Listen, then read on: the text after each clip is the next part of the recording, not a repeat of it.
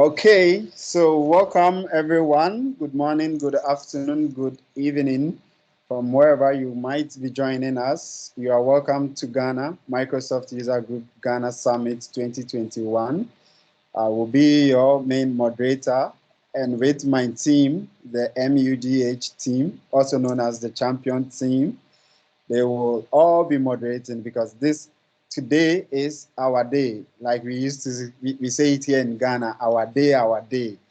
So welcome everyone. I'm glad to welcome you virtually to Ghana and to our first and maiden summit 2021. I'm joined by my able speakers, Ruth, Ayih, who will be speaking on celebrating our community. He will give us where we've come from, how we came about, and where we are looking to, where we are aiming at. And I have also Martine.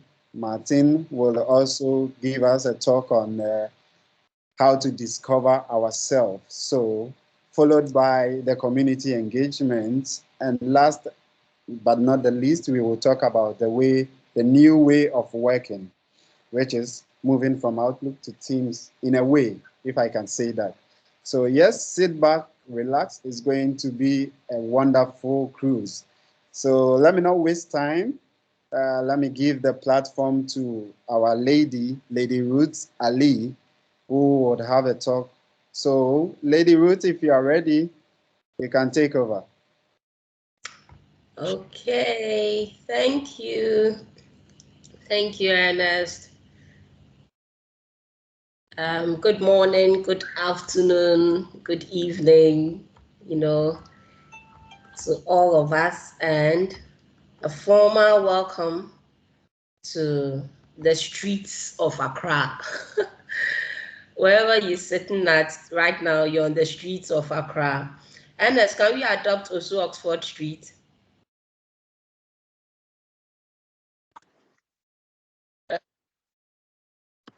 Hello, Ernest. Adopting Octagon. Where? Let's Octagon. adopt Street. Octagon. Yeah, this is nice Octagon one. Street. Yeah. We are adopting Octagon.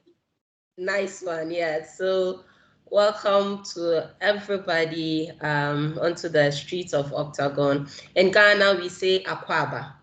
And so a formal, yes, a warm Akwaba to all of you. We are so we are happy, we are excited that it's been 3 solid, 3 good, 3 very, very educative, insightful, fruitful, and very effective years of community work. And we are proud of ourselves. We want to tap ourselves on the shoulder and give ourselves a thumbs up and say, hey, good job. We have done well. And that is why we are holding this summit, to let the whole world know that in Ghana, we have a Microsoft user group, and this group is 3 years old. 3 is a very significant number. And so personally, I am so excited. Assuming you had a business that was 3 years old, Charlie, the things you would have gone through before attaining this your 3rd year, it won't be easy. You would have a whole lot of story to tell. And we too, we have our story as well. We have been through a lot, and that's why we are excited that 3 years down the line, we are still a formidable community.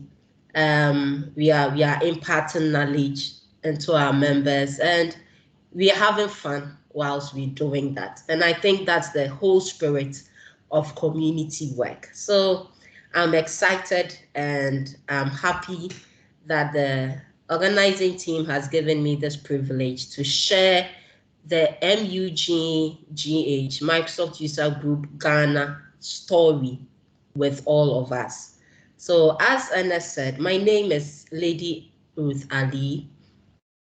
I am a Microsoft Dynamics consultant and an organizer as well. So I am part of the champions team. I'm part of the MUGH team. And this afternoon, I want you to relax, enjoy yourself. We are going to learn, and we are also going to have fun whilst doing that. It's a wonderful Friday. Back here in Ghana, it's sunny. It's not too hot. It's mid-tempo, I would say. Probably somebody is freezing. Maybe Abou is freezing, but we are enjoying we are enjoying the breeze here, and we want to share it with you. Whatever we are going to do, we are doing it in love and in the spirit of community work, of fellowship. Okay, so yes, once again, you are welcome. Okay, so want to know a little bit about who Microsoft User Ghana Group is. Back in the days, in 2015, a very spirited, determined young man decided that he wants to reach out to a lot of people. He wants to impart knowledge, and he wants to be able to mentor others to become like him, So this young, energetic, and very spirited man decided to form what he then called the Black Belt Admin Group, to bring Black Belt administrators together into one community and see how best they can help each other grow. Now, 2 years down the line, he decided that let's extend it so that it covers all the Microsoft technologies. And so Microsoft User Group Ghana was birthed out of Black Belt Admin in 2018. And that is why we are not saying we are 5 years or 6 years, but we are saying we are 3 years, because from 2018 up till now, we are counting it as 3 years. So after the rebranding, we are counting it as 3 years. And this young, energetic man is in the person of Abou Conde. He's the first Microsoft MVP. Valuable professional in Ghana, and I tell you that he deserves it. He deserves it. He's earned it. And the passion with which he leads the community is admirable, and it is commendable. And Microsoft User Group Ghana is such a community where we look at the various technologies that we have under Microsoft. So it is not too much IT or too much coding. It is also our consulting, we do Azure, we do 365, we do IT Pro. And as you would see, you realize that because it's a big family, because it's the Microsoft family, we have accountants, we have lawyers, we have administrators, we have programmers, all coming together in this big community full of love. Our main purpose as a group is to share real-world experiences, to share information about the latest product offerings by Microsoft, and also to network with our peers within this industry. Sorry, let me get that out of the way. Okay. Now, we also aim to give perspective to those who are new to the IT world. And so within the community, you'll find students with us because we provide mentorship, advice, and leadership to them as well. Now, over the years, even though the group was formed by Abou, we have transitioned or transformed into this family or into this system such that it is hosted by the community for the community. In other words, we are a going concern. That's my accountant speaking within me, with or without Abou, And so we do monthly events. Usually our events are posted on Meetup, and we try to engage the community so that we would have different kinds of events for the different the different professionals that we have within our community. And it has been wonderful 3 years. It's been fun for the past 3 years, and we have learned a lot. Our very first meeting as Microsoft User Group Ghana was in October 2018, and it was for a Microsoft 365 training. And so these were the people who came, and we had a lot of fun back then in 2018. We followed up this event with a Visual Studio launch in April 2019, and it was a hit. In Ghana, we say it was a hit, man. Yeah. You know? And we had so much fun. Then we had the very first Global Agile Bootcamp, I think in our sub-region. It was the very first Global Agile Bootcamp in 2019, and it was very, very successful. In 2019, we had 2 different sessions of 365 Develop Bootcamp for the community. And then we had the Global AI, Artificial Intelligence and Mixed Reality Bootcamp. In all these sessions, we had fun, we were learning, and we were growing the community. We enjoyed, the interpersonal connection that came with it. We enjoyed the networking that came with it. And I think the first 2 years was really good for us. But in the midst of all this, from nowhere came Sister COVID, or should we say Brother COVID? So COVID reared its ugly head in 2020, unfortunately, and it kind of sent us crumbling down because there was lockdown, we couldn't meet again, and we were wondering, so what's going to happen to us next? But then in the midst of COVID, everybody went online. And so Microsoft User Group Ghana also went online. We gathered ourselves together, and with the help of Microsoft 365 came to our rescue. They gave us a tenant registration and Teams, and so we could have our events online. And that was the beginning of a new beginning. So COVID was the beginning of a new beginning. It opened a bigger door for us in that it allowed many speakers to come our way. We could access international speakers. We could access Microsoft valuable professionals. We could access those that initially before COVID, we couldn't because of the in-person meeting.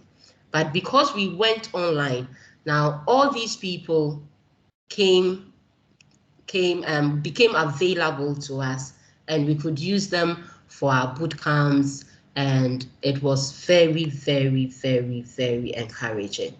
So in 2020, we had the 365 boot camp, and then we also had the Microsoft Agile virtual events. All those we had online. Now, in 2021, organizers or the champions team decided that we were going to move away from just the usual global boot camps that Microsoft wants us to do. And we're going to look into our community and see the different professionals that we have there and try to meet their needs. So try to organize events and boot camps that would expose them to new technologies, that would expose them to new how to, within their professions. And so we decided to have monthly events. So in 2021, we have been having monthly events since January, and it's been wonderful. I think the organizers have done a very brilliant job at this. We had a Dynamics ERP bootcamp, and then we also had the Global Agile celebration. I remember this was in April, and the whole month of April, MUGH was trending on all social media platforms. And it's a big thing, it's a big achievement, and we have to give ourselves a high five for this. We enjoyed the certification programs, we enjoyed the Global Agile Bootcamp itself, and then the career in the cloud also was very insightful and eye-opening, even for our students within the community coming up. Then a couple of months ago, we also had the Microsoft 365 IT Bootcamp, and that was also a huge success.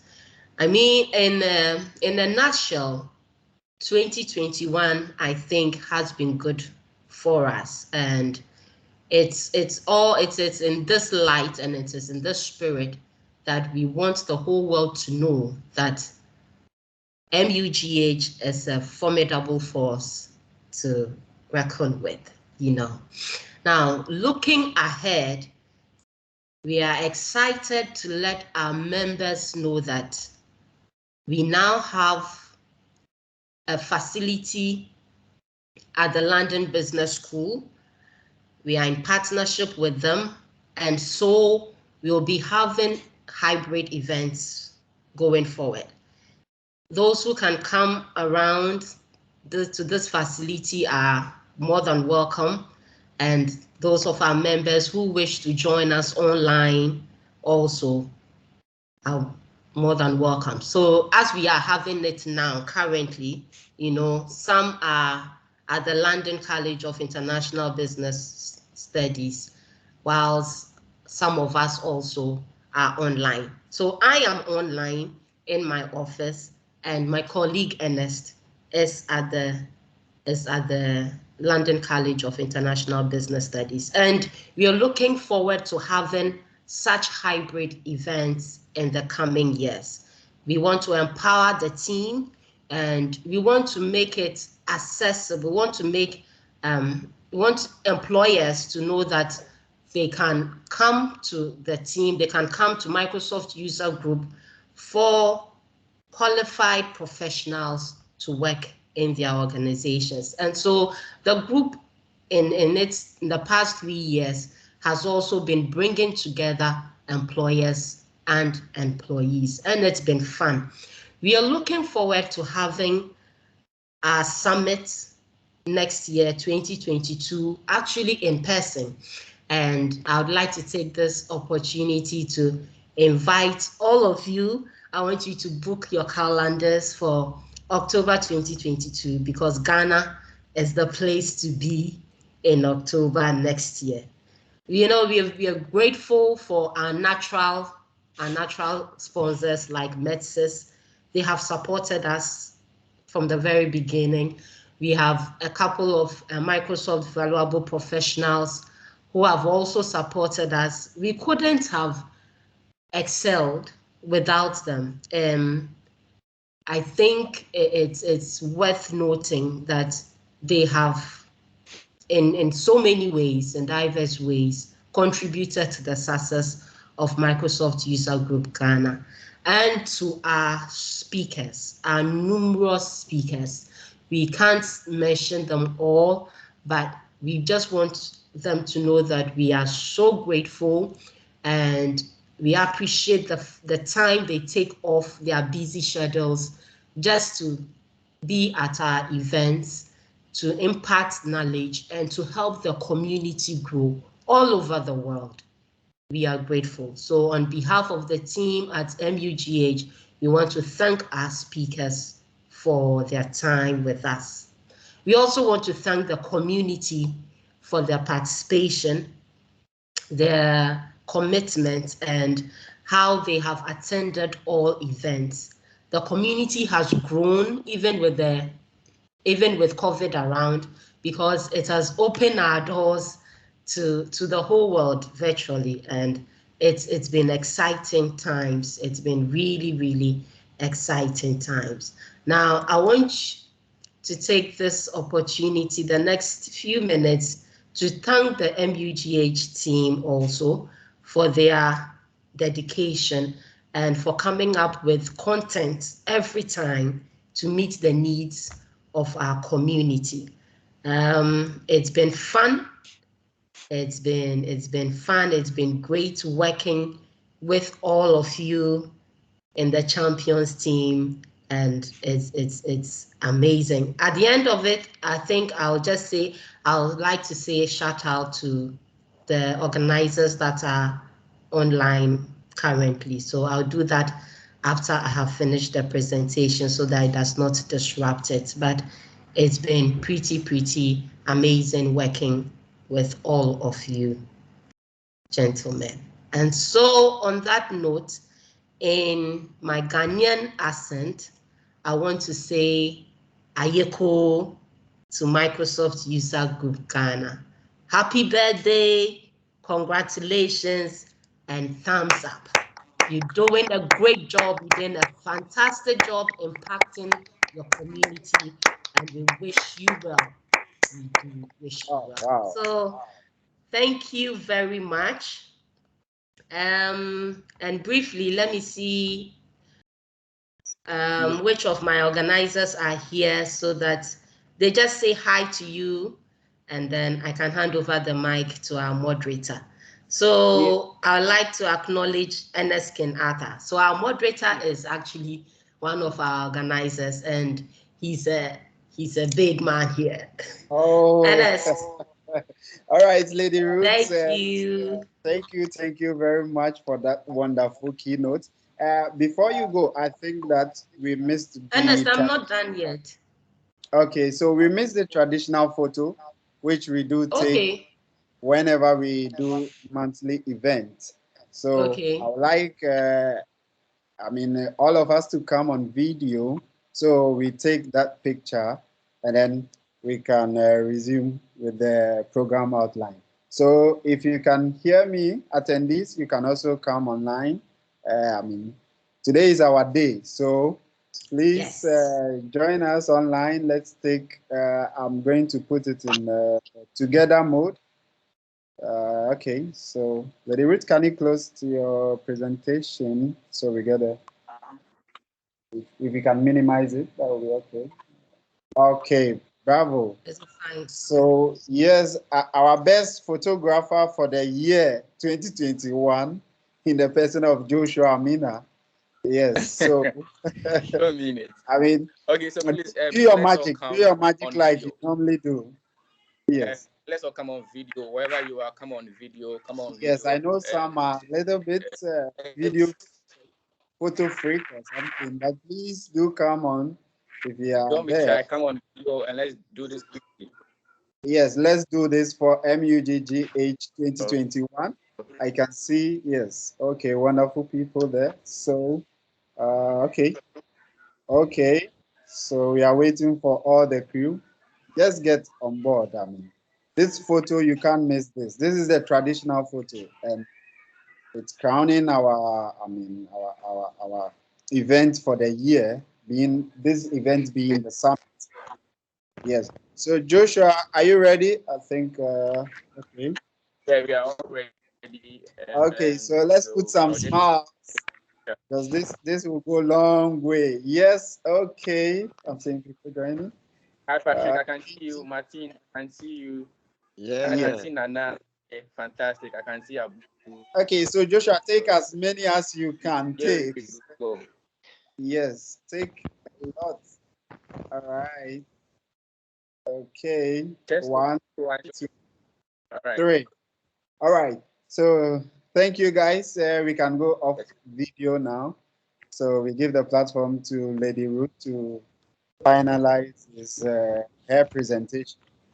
Okay, thank you. And so I was introducing the organizers, and Ernest took over. Ernest, I told you, is a big man in MUGH, and it's obvious. Then also we have Joshua.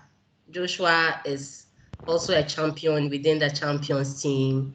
He's a solid rock for the MUGH team. And we want to say we appreciate you, Joshua. We're grateful for the support and your dedication to the community for the past 3 years.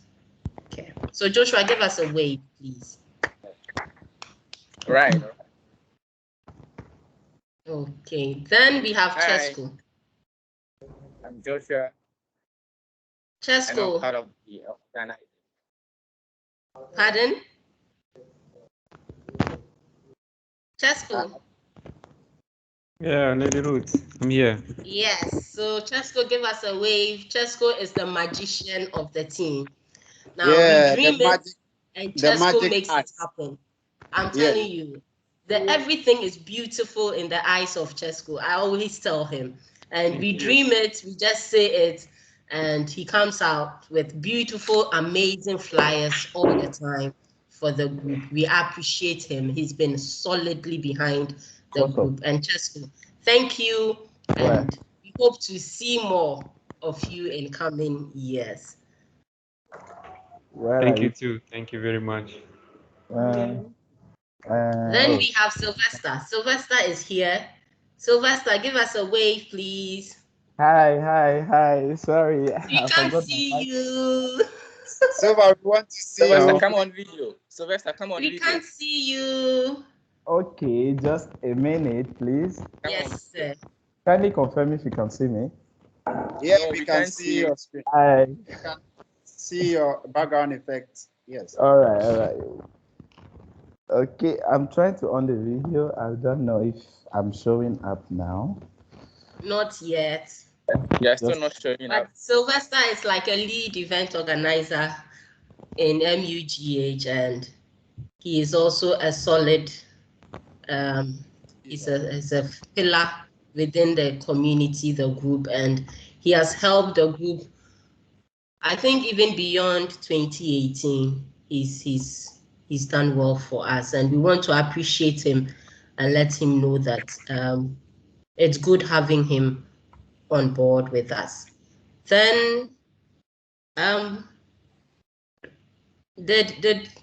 I didn't see Peter. Is Peter gone out? Okay. Yeah. Okay. Oh, he's here. Okay, there are two. I want to be sure of the organizers in my list. So I think that's it for now. But before I end, I think it's worth noting the man behind this. He is a Microsoft valuable professional, the first in Ghana. He's the one who sleeps and dreams of a community. I mean, he is the one who would take his money out of his pocket to sponsor community work instead of going to buy something personal for himself, and I think on this day, it would be unfair if we don't recognize him. So, yeah. Abou, kudos. We appreciate you. In fact, today to really celebrate my very it's good brother. that you allowed the baby God put in you to come forth. And we know that this is just the beginning of MUGH. We want to let you know that where we are going, you haven't dreamt of it yet. And that you will be amazed at how bigger the community would get. So thank you also. And it's been a privilege that I have come to join this team. Thank you also. So thank you, and thank you, Ernest. Thank you, Lady Ruth. Lady Ruth, thank you for that insight. In fact, I have a story to share on Abou's journey, because I mean, Abou is now a brother to me. Seriously, we've gone past friends now. He's a brother to me.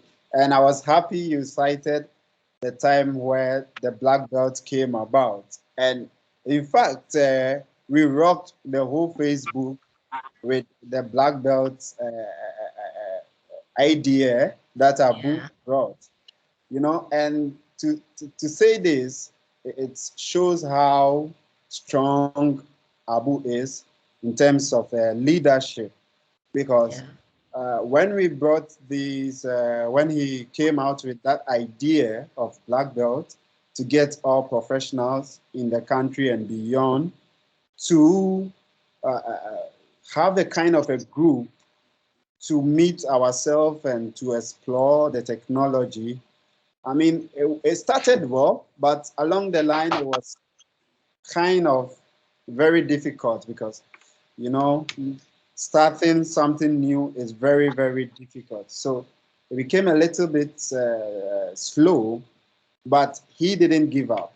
And I must really commend that leadership act, because if he had given up at that time, I mean, we wouldn't be here celebrating the 3 years of existence. So, I mean, kudos to Abou. I'm so happy today we are doing this. Way back when we started, I was like, okay, Abou, will this work? He says, yeah, this will work. So we should keep it up. We should keep it up. So today, I'm even wearing, when he got his first MVP, if you can see the shirt here.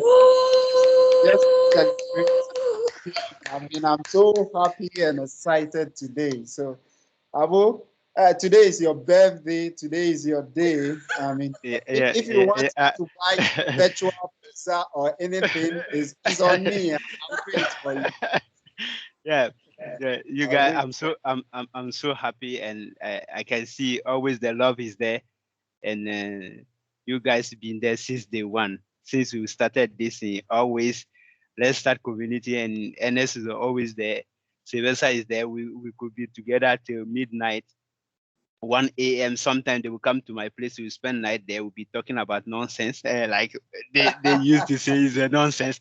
Which community it is, and they be asking who is paying you. Nobody paying us, but we were doing it because we love the technology. We wanted to be seen together and talk about the technologies. But hey, today we are here, and I'm so happy.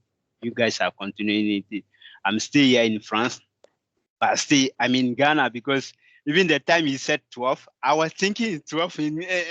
When I saw 12, I joined the meeting. No, he's staying in Ghana. Wow. Yeah. So I'm so happy. And Lady Ruth too, thank you so much for believing in us. And she came one day to our event, and I saw her. I said, hey, we don't have a lady.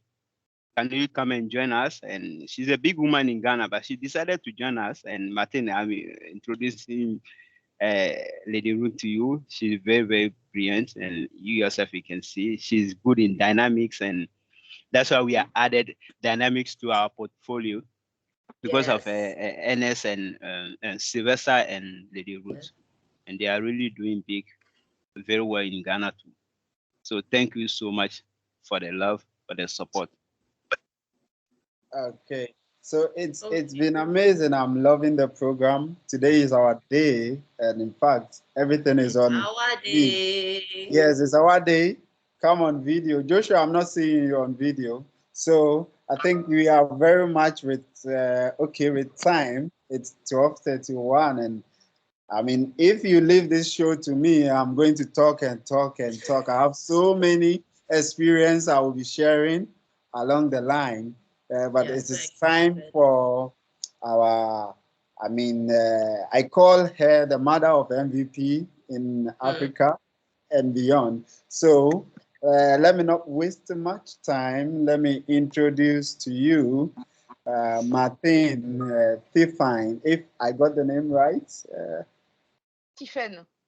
Okay, Tiffany, yes. So Martine Tiffany, I'll not waste much time. I'll give the platform to you so you introduce yourself to the community. They are very glad to hear you speak, and they can't wait to, I mean, heed to your guidance. So Martine, over to you, please. Okay, so I think I need to re-upload my slide because I you can see them. So okay, so we'll be hanging around whilst you do that. Silva, I think you were trying to come on video. You can. Yes, I'm seeing a background of yours, but it's kind of blurred. I'll keep on trying. I have some few challenges with my camera. Forgive me. I'll be Oh, in okay. Today is our day, so I mean, we can forgive you 100 times. This is MUGH, and today is for us. I mean, it's been. I mean, I remember Abou. Let me ask you this question, Abou. Hello?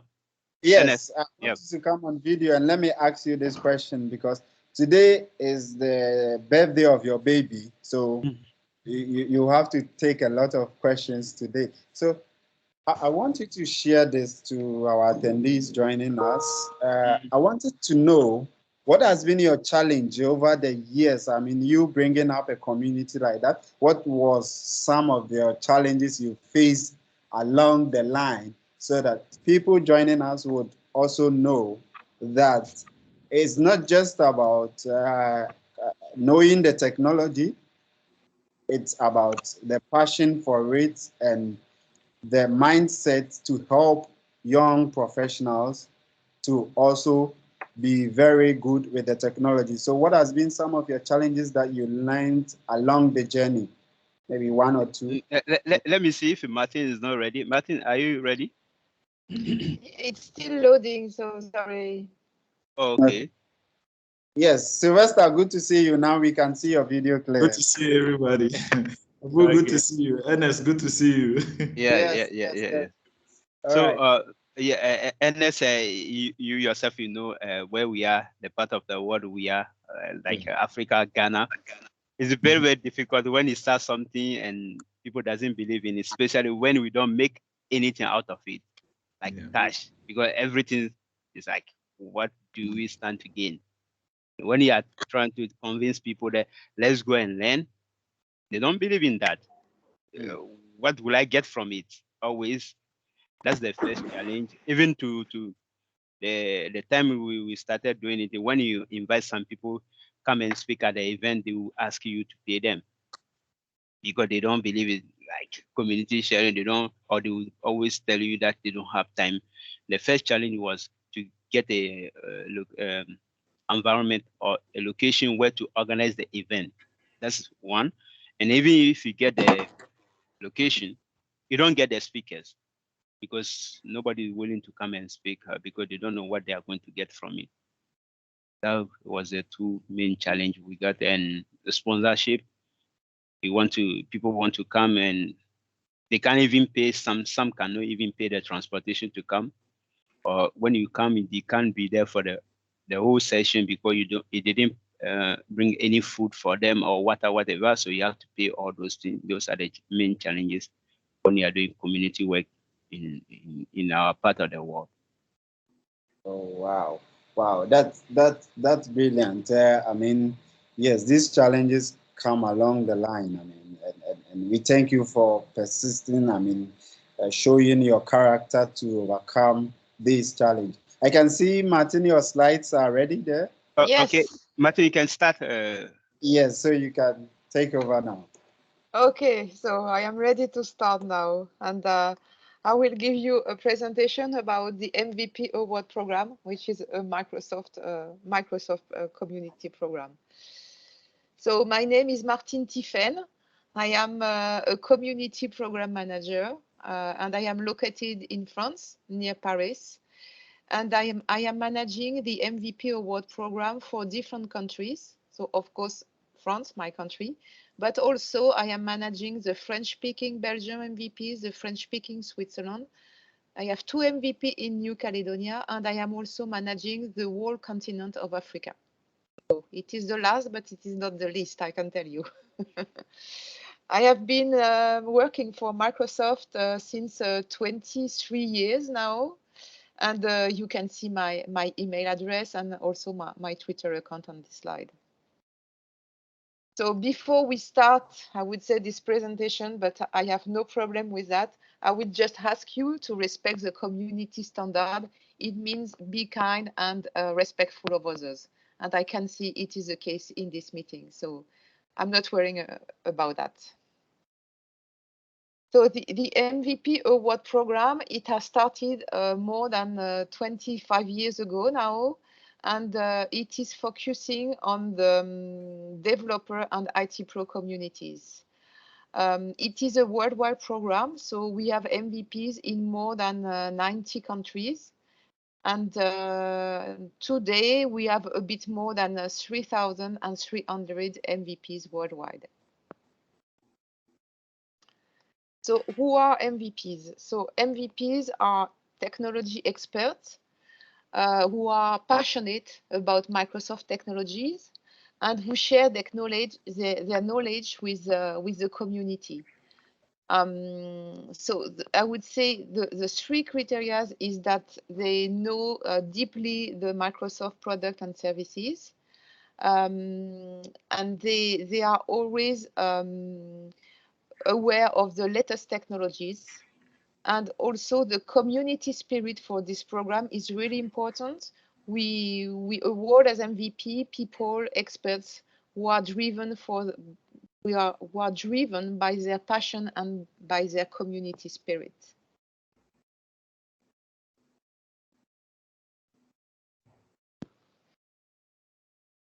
So let me go to the next one. Okay. So you can see here you have the distribution of MVPs worldwide, and Africa is part of the EMEA region, Europe, Middle East, Africa. And this is the region where we have the highest number of MVPs. So of course, it is a very large region, but we are an important weight inside the MVP award program. So when someone is awarded as MVP, is awarded on one category, and we have a total of 11 different categories: Microsoft Azure, Windows development, Office development, developer technologies, data platform, AI, cloud and data center management, enterprise mobility, Windows and devices for IT, Office apps and services, and business apps. So this is the different category that we have inside the MVP award program. So here is a specific slide just for this meetup. You know, we have a total of 56 MVPs in the whole Africa, and you can see also the spread out of MVPs in Africa per award category and also per country. So you can see that if Ghana, we have 6 MVPs.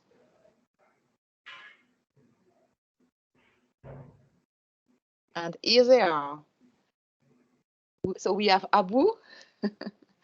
We have also Bernard Boateng on Office apps and services, Daouda Idrissou on AI, Eric Encier on business applications, Frank Odum on developer technologies, and Samuel Adraniyi on Microsoft Azure.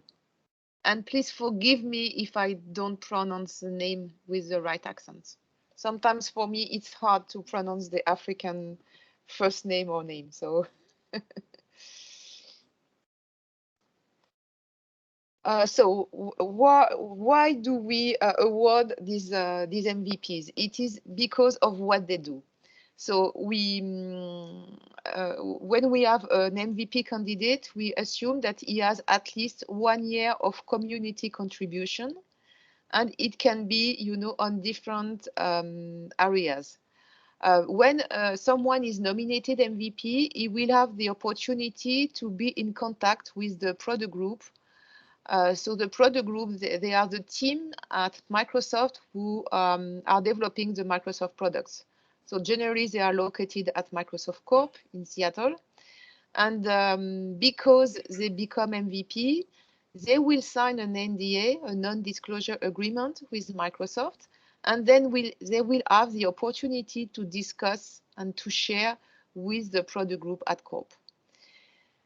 The second thing is why they become MVP. It is because they advocate for Microsoft products and services. So it can be through different channels, like speaking in person, speaking online, like content creation, or contributing code to project. And we also recognize their community activities through the forums, because through the forums, it can be Microsoft forums or external forums, third-party forums. They help others to grow in technologies. So I have more details about also what an MVP can do and generally does. They might run events for their local community, for example, like this event. It can be meetups or user groups events, talking about Microsoft products, of course, about Microsoft technologies. It can be global Azure virtual events. So these type of events are, I would say, are proposed by Microsoft. They are relayed by Microsoft, but they are organized by local experts. So we have the Global Azure and the Global M365 Dev Bootcamps. And I've seen that the Microsoft User Group Ghana has participated in those events.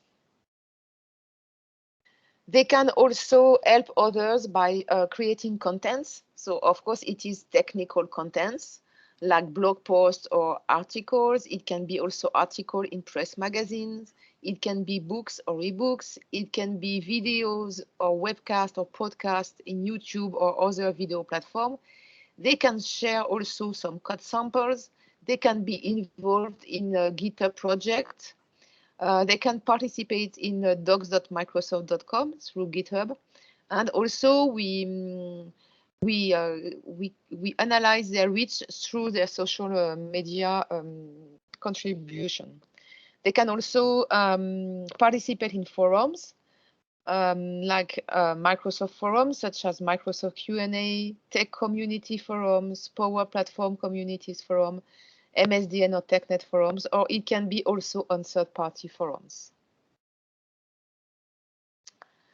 If you want to know more about the MVP program, so we have a public site, mvp.microsoft.com, where you will find information about what is an MVP, how to become an MVP, and you can also find on this site the repository of all worldwide MVPs. So we allow MVPs to have a profile on this site.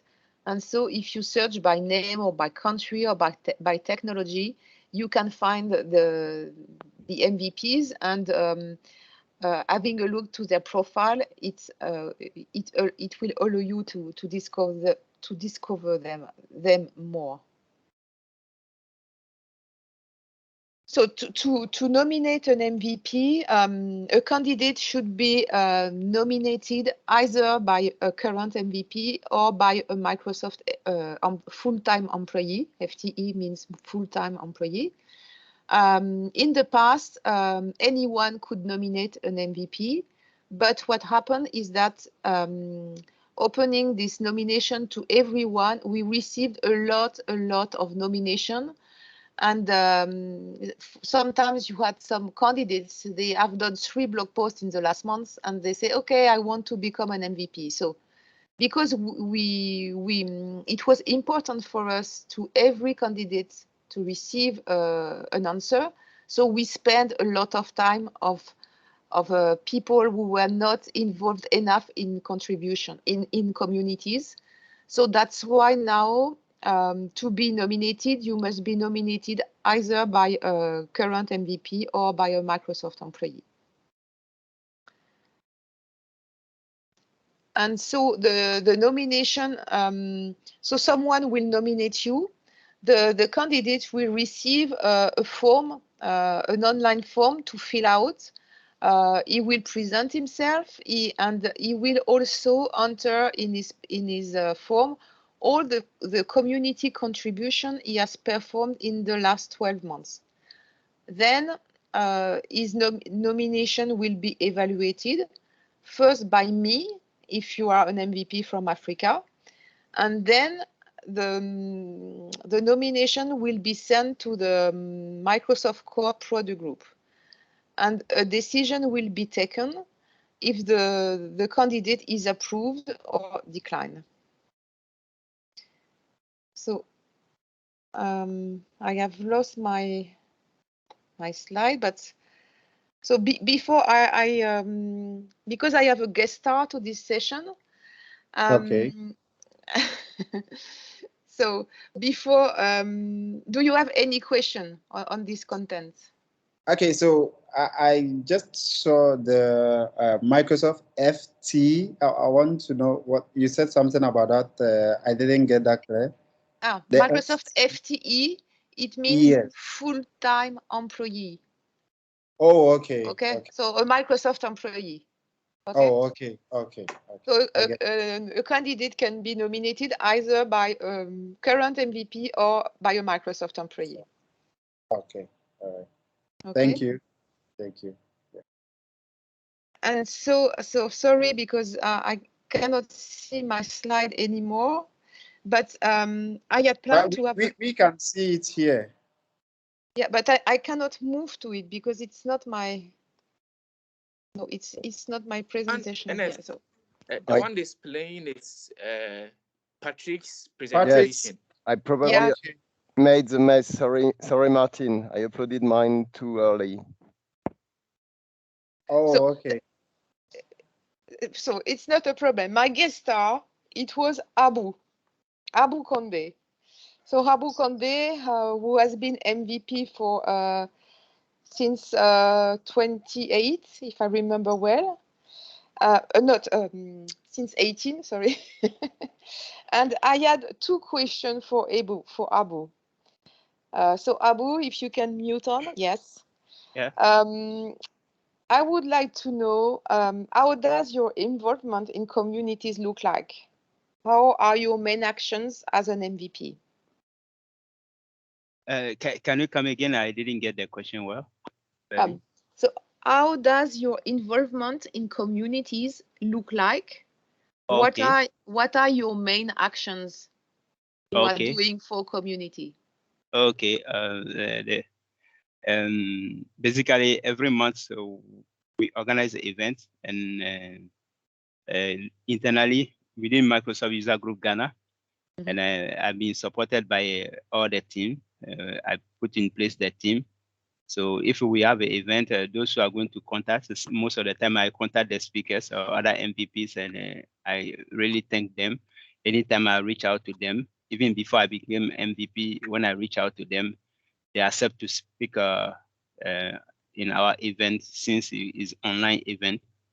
So get that one, and the internal staff, Tchesco, Ernest, Lady Ruth, and the rest of the team, they will do the groundwork, like publications on our platforms, and any speaker, they will take the person biography and do the content for the person.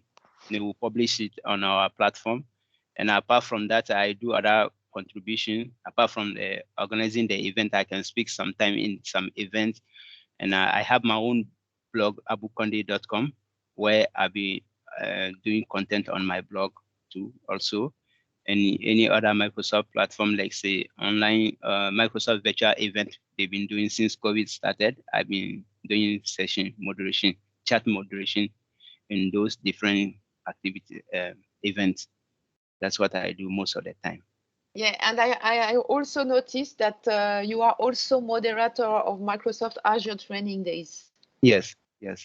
This is something that, and I've noted also that you are a blogger, that you are organizer and speaker at different events. Yes. Okay, and I have a second question for you. This is my last one. So according to you, what are the 2 or 3 most important benefits brought by the MVP Award program? Yeah, the first one is the recognition. Everybody in Africa is proud of me. yeah, that's the thing. I really was surprised. Everybody, even those who doesn't understand what is MVP, and everybody, I can see some. Even my grandmom, she's happy. And do you know about MVP? Says the award is coming from Microsoft in America, so she's proud of me. And she doesn't really understand everybody. And I just even don't know which country I'm from in Africa, because all the Africans are proud of me. Those who are in Africa, those who are in different countries, and in Europe, in America. They always come to me and talk to me, and they, if somebody want to do something with Africa, the person come to me. I just don't know. I'm so present online now. Anytime somebody want to do something concerning Microsoft in Africa, the person come to me, or somebody direct the person to me to talk to me. And I'm really, really surprised. I didn't see that one coming. And a lot of people, when they want to hire some people, a lot of people have come to me and said that, Abou, do you know, I came to Microsoft User Group Ghana and I met someone, the person said they are looking for somebody in their office and the person employed me. So a lot of people getting job. When we call an event like this, they will come. They'll get it. Or some people reach out to me, Abou, do you know someone? We are looking for someone who is a Microsoft system administrator or whatever. And I even don't know, but when I post it on our group, and before I realize, they start engaging each other and they get job, and they'll come and thank me later and say, Abou, because of you, I got job. I can't even remember where and how I did it. And this is one of the things I never saw this one coming, and I'm happy. And myself, I always get people coming to my inbox and say they want to hire me in Europe, and yeah, a lot of time I say, oh, MVP have done magic for me. And there's one person I need to really thank the person. That's Patrick. Patrick really believe in me. I got to know Patrick through the community work. And I reached out to Patrick. I said, Patrick, do you think I'm qualified for MVP? Patrick decided to nominate me. I just came to ask him, but Patrick really, really is a blessing to us in Africa. Really, we are really, really thankful. And I know a lot of guys in Africa, they know Patrick. They've been telling Patrick is a good guy, and I can see We apart love from him. Africa. We can't wait to see him. Yes. Unfortunately, I'm in Paris. I can't even see Patrick. Yeah. we So still you have have to come. we still have to meet in Paris. Yeah. Live Yeah. transmission. Yeah. And honestly, I'm here because of Patrick. I came to France. Patrick just took my CV to Metis and hey, Metis hire me. Patrick have a magic wand. I don't know how it works. Anyone see me with Patrick, the person talk to me. Anytime I invite someone, the person see that we have a common friend is Patrick, the person just accept. A lot of time. Thank you so much, Patrick, for whatever you are doing for us. And it's not for only me touching my life. Me too, I'm touching a lot of people's life. But all this is because Patrick accepted to nominate me to become an MVP. And Martine too, thank you so much to give opportunity to us in Africa. Because before I became MVP, I was seeing there were a lot of MVPs in South Africa only. And then the other part of Africa, there were not many of them. I can see up to now, Cote d'Ivoire, there are one, and there's only one in Senegal. But hey, I became MVP. It just opened MVP door for Ghana, and we are 6 already. And Yeah. yes, all this. But I would say it is not because of Patrick or because of me. It is because of what you have done in the communities. This is an award for you, and you deserve it definitively.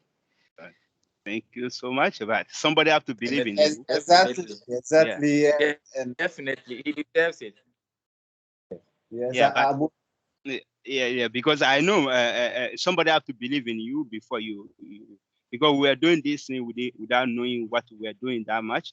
And the first time I met an MVP was Lawrence Reddy in South Africa, came to Ghana, and I met him. He said, "Oh, Abou, what you are doing is good. You could become MVP." But hey, I didn't know a lot of people, and there were none of the MVP in Ghana, and how this thing can be possible for me.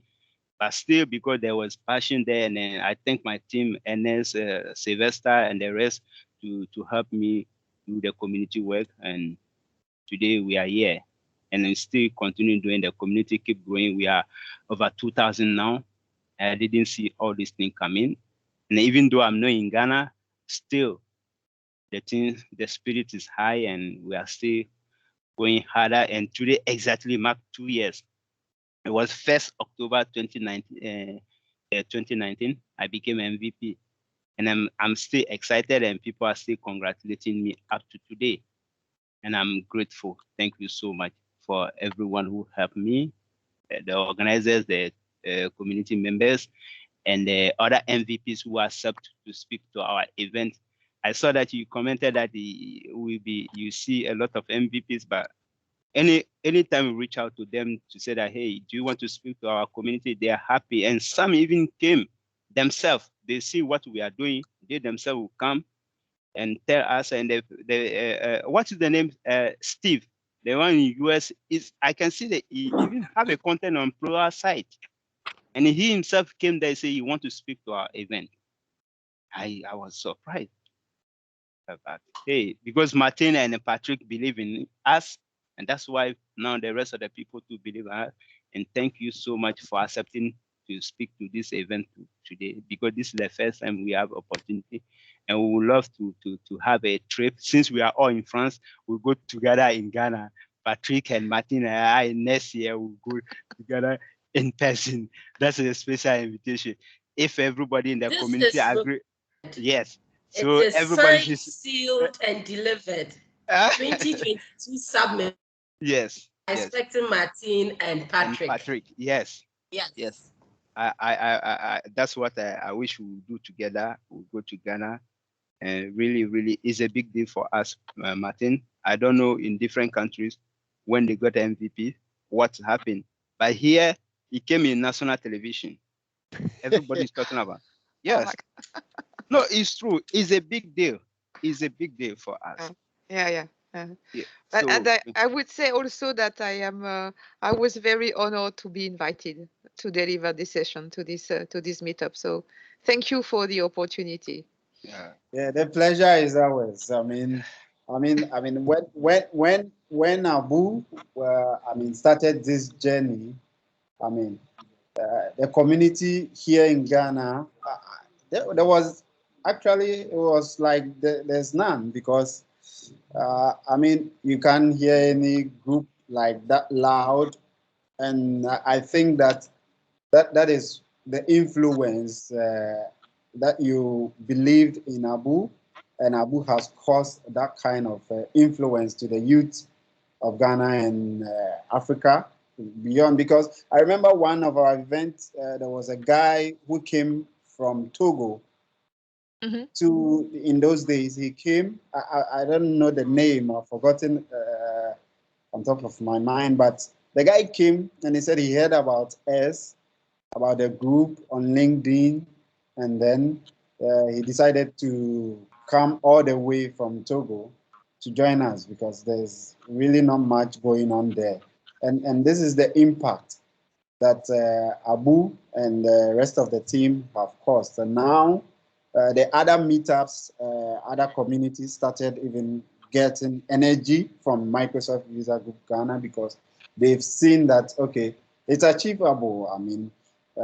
People are doing it, so it also encouraged them, So I'm very happy today. The slide you showed about all the MVPs, they've been with us speak on our program. I think, Abou, if I'm wrong, you can correct me, because yes, Samuel Adrani, Frank, yes, and the Frank, other guy, Idrisu, and those things. Yes, yeah. If you look at our past pictures, you will see them there. Exactly. But today, hey, we are all MVPs, and I'm really happy. And I believe that a lot of people will join, will come to become MVP, and I can say to Nigeria too, they are growing there. There are a lot of people to becoming MVP there. Hey, we are happy. At first, we thought it was for other people, but now we know that it's for us too, and we are happy about that. Yes. So we thank you, Martine, really for honoring this invitation. You've made our day very glorious and sparkling. In fact, today is the real our day. There's no more joy than this. So yes, Patrick's section, as we are doing the community engagement, I think we can also give the platform. Let me introduce our next speaker. On the timeline, it would have been a community engagement, but I like the way it's going, so it gets more interactive. So I'll give the honor to Mr. Patrick Guimonet, to take the platform. In fact, there's a whole lot of, if I'm talking about Patrick, maybe I'll need a full scap. I don't know, a full scap notebook. So I would give the honor to him. So along the line, we could be chipping in and having these discussions, along the way. So Mr. Patrick, welcome to Ghana, and the platform is yours. Thank you so much for the great event. You are all happy, and this makes us happy too. So that's great to share that with you. I am exactly saying what Martine said. It's not about us. It's about what you did during this many years, creating this user group and all this community. So that's what we can see today. So I am very happy to be there to share that with you. I've obviously trying to encourage Abou and all other members of this community, because I think it's a great community, and you did a great job since the beginning. So that's why I was very happy to help at some point when I was helpful. So today I have a session, of course, and I have a session about one of my favorite topic, which is how we can reinvent the way we work from going from the email from Outlook to Teams. So I will focus on that on the second part of my presentation. But to start, first I wanted to have a quick recap of AOS community, AMS community, and explain what your community is part of a bigger things around the world. So here is first, for people who don't know me yet, a quick slide of introduction. So I am based in Paris. I have my job on a day-to-day basis. It's to be enterprise solution architect, which means I help my customers to build some business solution to using Microsoft 365 tools. I've created my own company, which is called Abalone, and I love to be speaker and organizer on such type of community event. So when I am not working for my company or for my customers, I enjoy to organize or help organizing or help speaking at such type of event. And that's why that's very, very important for me, and I'm very happy to be there one again. So a few years ago, we have created with several other guys from France, from Canada, from Belgium, a French-speaking community. At the beginning, we called it AMS community, to organize such type of community. So the basic idea was first to create as I said, a French-speaking community, but very quickly we met with some other guys, not especially French-speaking guys, but from guys from several parts of the world, and so we decided to extend the community to all other parts. And that's in this area we had some relation with Abou and many of you. Feel free to connect on LinkedIn or Twitter or any social network. And as I've been MVP by Microsoft since now I have been there as MVP since 11 times. So that's a great experience, and I am really happy that I share exactly what Abou said, is that MVP is a great recognition by Microsoft and by many other peoples. And at the end of the day, it makes a lot of people happy because it's all about sharing passion and sharing knowledge. So that's very great topic. Maybe that's enough about me, and I can switch to AMS presentation. So this is a sway. So I have to share my other screen. Let's go like that.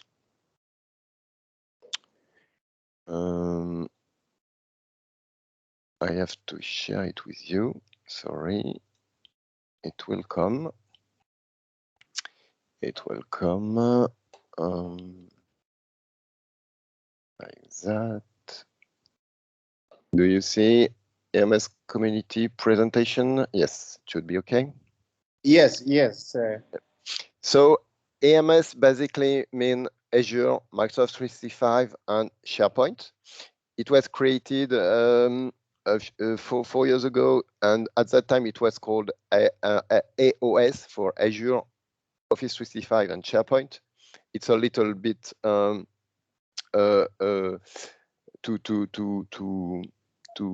inspired by iOS from Apple, but we are the iOS for Microsoft, I would say.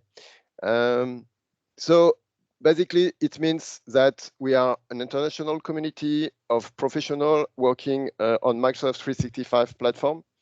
Despite we sometimes speak a little bit about Azure, there are many other Azure user group, and so we don't focus that much on Azure. So we focus really on Microsoft 365 platform. There are a lot of already to say on this topic, so that's our focus.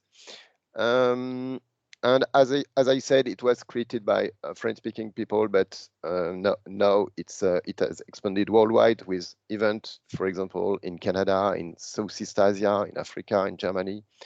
So it's no longer it's an international community. Here are a list of many of the topics or the product we love to speak about in our event. So you probably at least know all of them. So what is our mission? Maybe this is the most important thing. Our mission is to share or to ease the sharing, to create some way to exchange between people, between about knowledge, about passion, and our main goal is to organize a live event or online event or both hybrid events nowadays, in order to create this sharing and this exchange. The idea is to develop and deepen the knowledge and the know-how of all the members and users. And so we love to create or to publish any content in all forms. It can be a technical article, it can be blog post, it can be webcast, podcasts, videos. Any way you can think about to explain some technical stuff or some user stuff, adoption stuff, anything around the platform. During this year, we have created a lot of content. Most of them can still be seen on SlideShare or YouTube or both. So mostly slide deck are available on SlideShare, and videos and recording are available on YouTube. So if we go to YouTube here, this is the YouTube for AOS community. You can find, for example, the last AMS online. So we do a regular event online every 2 weeks. So it's mostly in French, but you have many other content in English that can be interesting for you. For example, we have here some of the best video from AMS Germany last year, and everything. Most of the thing was in English. Some of them were in German as well, but most of the recording are in English. So I let you go there if you want to get some inspiration or some information about some very specific topics. So this community is mostly divided between AMS, what we call AMS organizer, which are mostly French-speaking people, and AMS ambassadors. So for the international part, and Ghana, for example, this is the case. We can see that, for example, on the second photo, Abou was introduced, as we call it, AMS ambassadors, meaning that he's part of this big community around the world, and some more people can join if we want. We can discuss about that. This is the idea, to connect and to share, and to help you in some ways if you want, or if you had some special needs. What I love to say about Ghana is that you have already done a very great job of organizing everything, of doing creating this community. So I'm not sure you need to tell the truth. I'm not sure you need real help, but we are there if you need. So the important thing as well is to understand that in many countries there are very passionate people about Microsoft technology, like you are, like we are. So these people are always happy to share, to discuss, to give some ideas, and probably they have some great experience to share on any topics you might have at some point. The great idea behind this community as well is that, as you can see, it's very diverse community.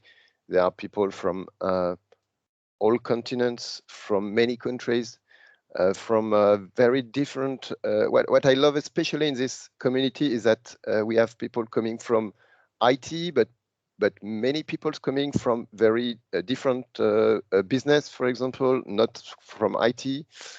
Some have high-level education, some of them have almost no education, but everybody is speaking about or is happy to speak about their what they want to do or what they can do on the Microsoft environment. So that's very an amazing community, and almost all, not almost all people in this community are very interested to speak about or to exchange with them on any topics. What does it mean for you? In fact, the best way to participate to this community nowadays is to join on social networks. So we have many social networks, but most of them are on this slide. So most of our information, our content, our event are published on LinkedIn first, Facebook as well, and Twitter. That's our three main social networks. And as we have seen, there are many recordings and content available as well on YouTube. And most of the content is more and more published on Instagram because, as you know, Instagram is very trendy nowadays. And most of our events are either created and you can register on Eventbrite or Meetup. But if you have any question about how can I join an event, for example, if you see on LinkedIn, how can I join an event or things like that, we try to put on almost every post the registration link, but feel free at some point if you have any question about that to ask on social network, where can I join this type of event or this event somewhere. Most of our events are free. Which is cool because you can get a very great content by international experts, really international experts. So really we have it's very common to have a session from the one or two biggest experts on a very specific topic. So this means that anybody with internet access can get access to a very huge amount of great content. So that's also what is very cool in this community and this activity is that it can empower a lot of people everywhere on the planet. Just to this is a day of a birthday and things like that. So I like to remember past event we have done. So we have a special sway remembering all the event we have done in the past, and maybe most important, the future event. You can have a look on the future event we will organize on this topic. So as I said, the main source of information is social networks and LinkedIn and Twitter, but you can also refer to this presentation, which is regularly updated, and I will share the link on the chat. So now at this time we are planning 4 events in the next weeks. So we have one in Lille in France, one in Amsterdam, in Strasbourg, sorry, one in Douala in Cameroon very soon, so end of October, and one in Germany middle of November. So as you are in Africa, I suppose that the Douala event can be the most interesting for you. So it's easy for you to join as it is online. There will be some people locally, some speakers and some attendees locally in Douala on October 26th, but you can join the event online as well. So it will be a fully hybrid event. So feel free to join. If you go to AMS community LinkedIn page, you will find very quickly the registration link for this event. The agenda has already been published, so you will get all the details of the session. And we have very interesting session, I could say, on this event. And here are the whole of our past event. So here starts the whole event. IMS X Marseille was the first real hybrid event after the COVID session. So it was very important for us to validate the hybrid concept of event, and it works really quite well because it was great to see some people in the room, but it was with Teams. We have a very good technology to at the same time be able to join some people from the internet. In Paris, we have a big event every year. We try to organize a big event every year. This year in 2021, in January, we had a very great and successful, we call it Modern Workplace Conference. And we broke the 3,000 registration user barrier. So we were very happy with that. And once again, the idea is to bring around the table, I would say, around the Teams table, a lot of very talented and experienced speakers and experts from all parts of the world, as you can see on the flag. You can still find the keynote session on the link below. So if you are interested to follow some keynote from this event, they are still available. And then, as I said, every 2 weeks we organize what we call IMS Online, which is a 1 or 2 session technical session about a specific topic. So if you want to be a speaker, you are very welcome to contact me and propose some topic, some subject. Or if you want to be an attendee, it's very easy to find a link to register and to come. Basically it's a team meetings, and so it's a very great way to meet regularly. And before the COVID, we were very happy to go in very remote places from France, for example, as we organized some event in Tahiti or Nouméa, or well outside France. For example, we have organized 3 editions of AMS or AOS in Kuala Lumpur and Singapore, and we did many other events. So feel free to have a look if you are interested.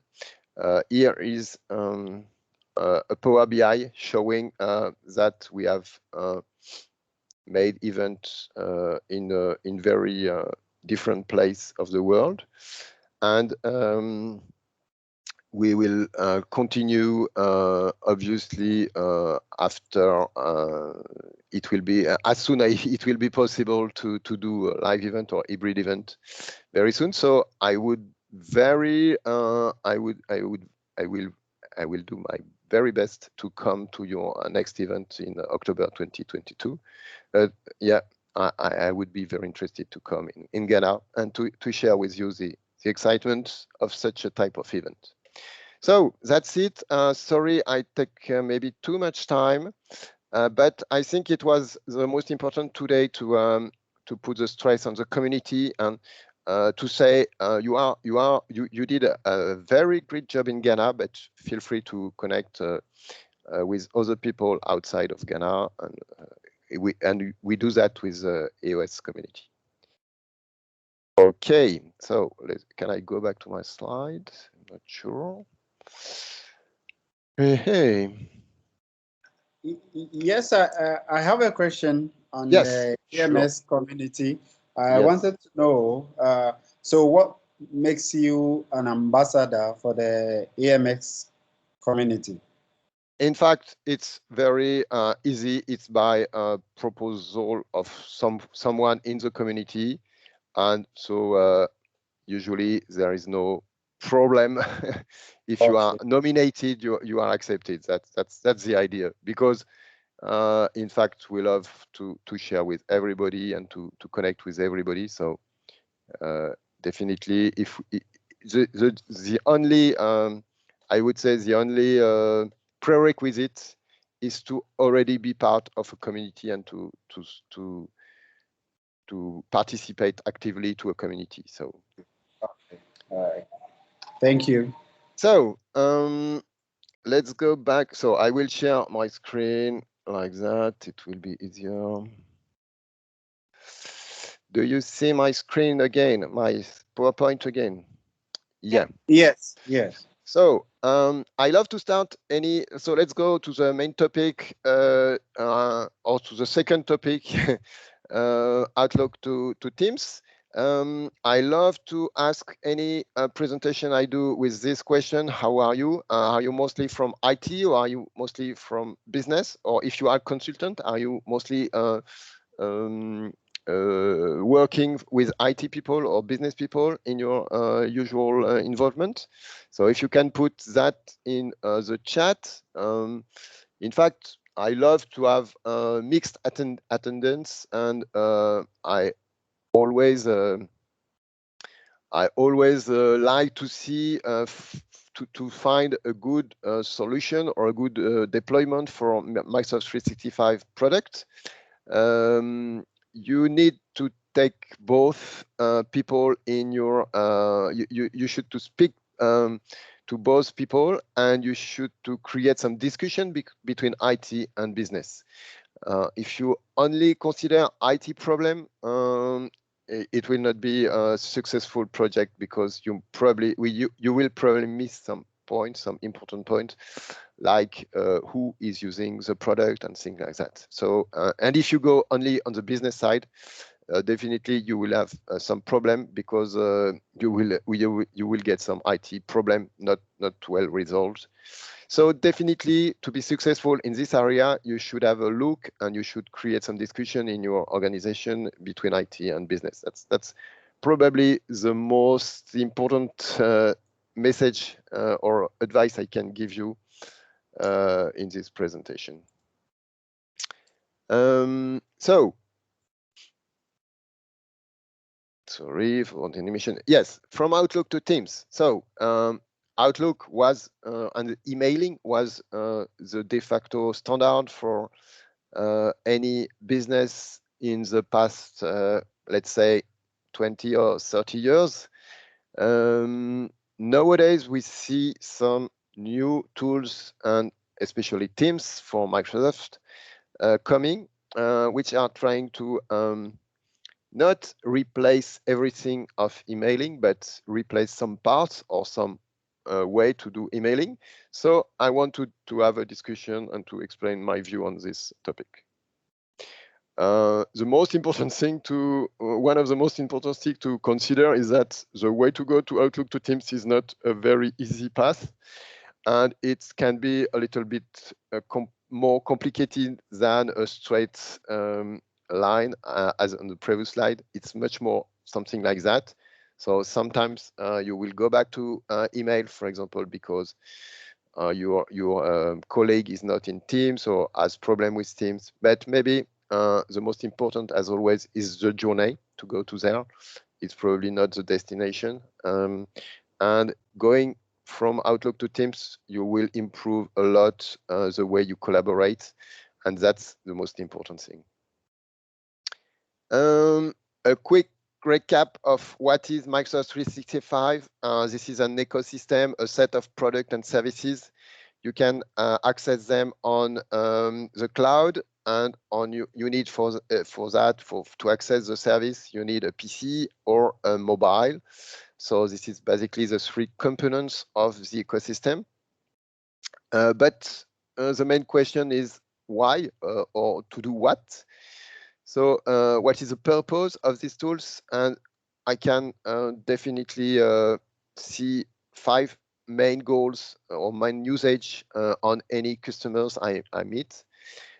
First usage is personal productivity. You have a set of tools to improve your own productivity and your own organization. You can manage and create documents. So that's a very important part of the ecosystem. You can communicate and collaborate. I want to put the stress on these 2 usage because they are very important, but in English and in French as well, communication and collaboration are very similar words. And if we don't spend a few minutes to think about it, we can mix both word and we can think, oh, it's about the same communication and collaboration. But in fact, it's very different purpose. If you want to communicate, and the little icon is very clear about that. If you want to communicate, you want to send a message and then propagate some information to one people. Maybe it can be your colleague or to thousands of people if you want to speak to the whole to a whole big company, for example. So this is mostly a one to many transfer of information, but you send, probably you will want to send some information. Collaboration is very different because you create a space or somewhere where you want to interactively exchange with a group of people on a specific topic. So if you think about that, you should be it should be very clear for you that collaboration, communication are very different. And so you need different tools to handle this usage. Or at least it can be in the same tools, but different feature or different way to interact. And that's what we will see in Teams.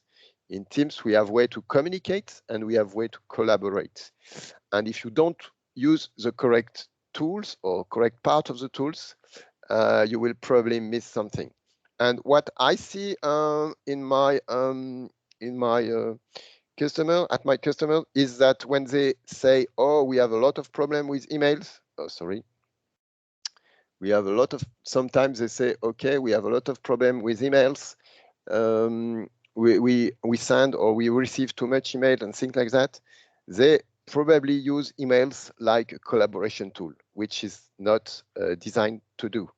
So this is once again a very important message in my presentation. Communication is very different from collaboration, and you should not use the bad tools, the one tools for the other.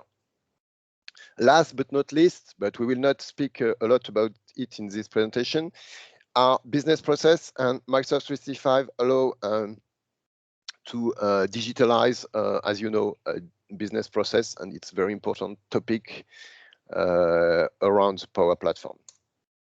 So that's the main view of Microsoft 365.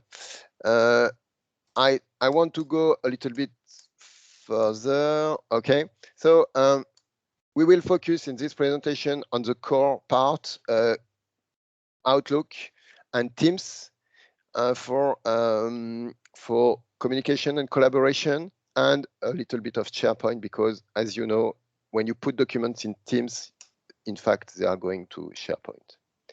So for a quick question for everybody in the attendance, for how many years have you been using an email system?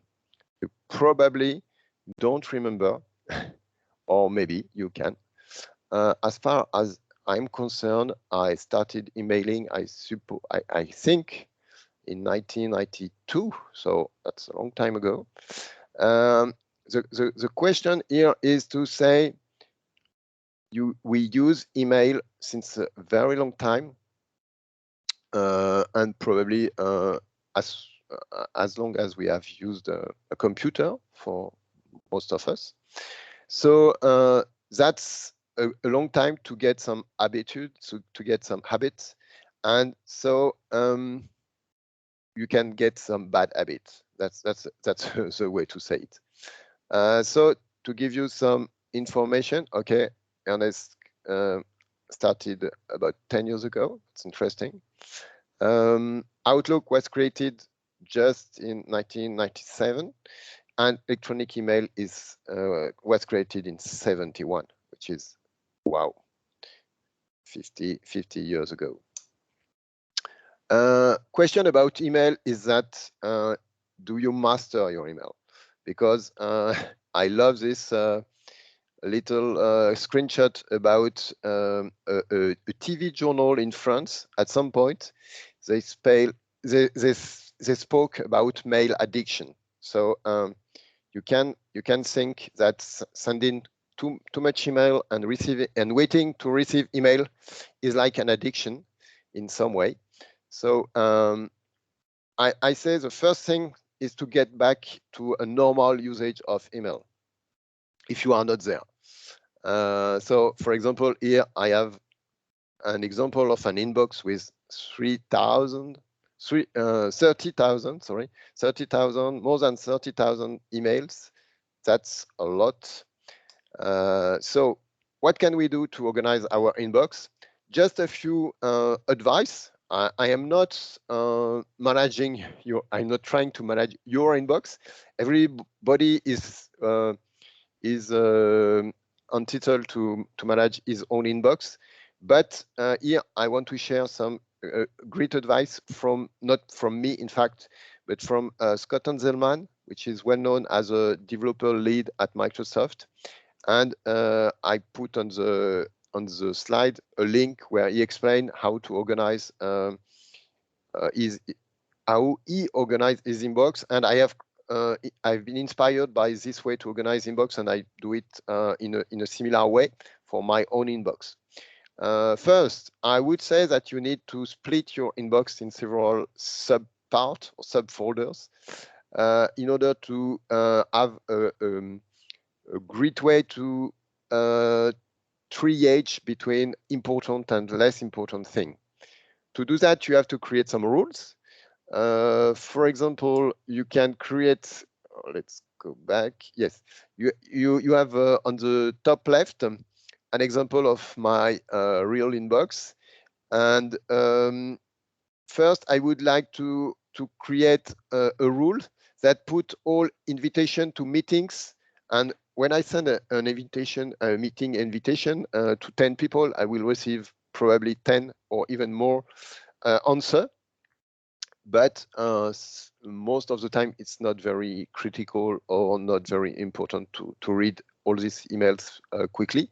So I love to put that in inbox invites, and then I will go there when I have time, probably at the end of the day or something like that. I want to create a second rule. I would recommend to create a second rule to put all the mail you are in copy in a special place, in special folder. So this is inbox CC, because if email is correctly used, if you are in CC of an email, you are not entitled to respond quickly, or you are not supposed to make any action about this email. So you can read it once again when you have time. It's not needed to read it quickly. And third thing, you can put all email coming from your own company. So here my company is called Abou. So every email coming from inside the company, I put them on a special folder, and it allows me to go there if I know I am waiting a message from my co-workers. But this put aside in the what is remaining in the inbox folder with these three rules.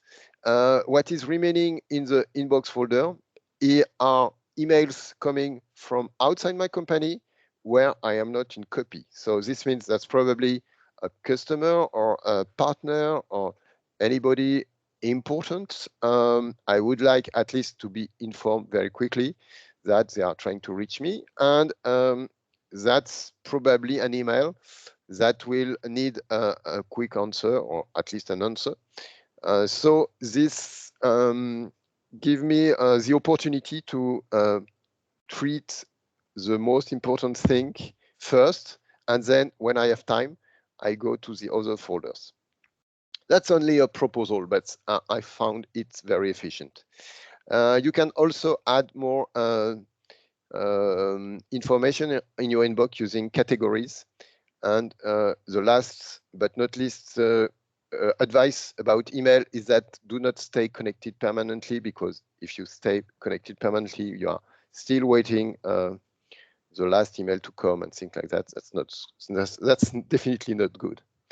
What makes the best difference, a big difference between email and a tool like Teams is that in email you have your inbox, which is a single channel communication, and everything appears on at the same place.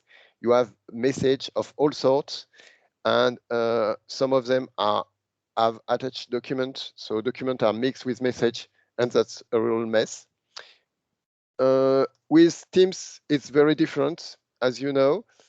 Because in Teams, and especially in the Teams space of Teams, you have several channels, and in each channel you can put some specific topics. And if you are not concerned by, for example, finance here, you will never have to go to the finance channel, and then we will never see maybe thousands of message exchange in the finance channel. So that's very different from the email, because in the emailing system, if you are in CC, even if the message do not have a great interest for you, you will receive it, and you will have at least to read the title and things like that. So in Teams, we have definitely a way to organize collaboration with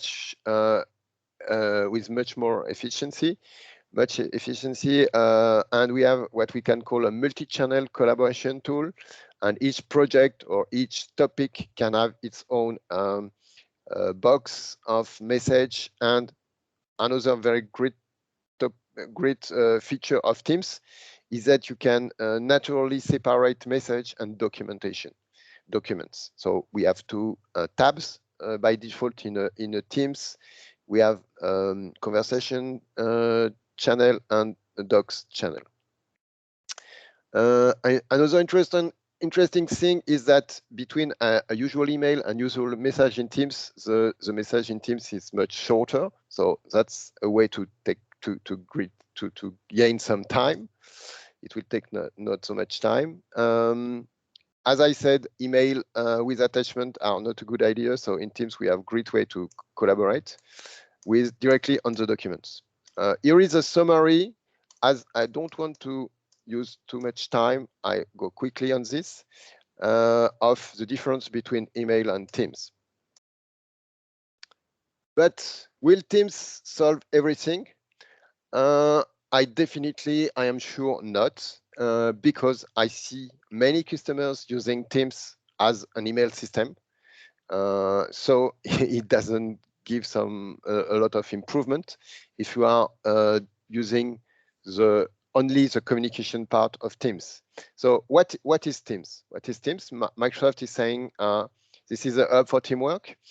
What does it mean? It means that you have many features, many options to use, but I would summarize that in 2 ways. We have first, on the left, communication tools. So chat, we can put in this category, chat, calls, calendar, to organize meetings.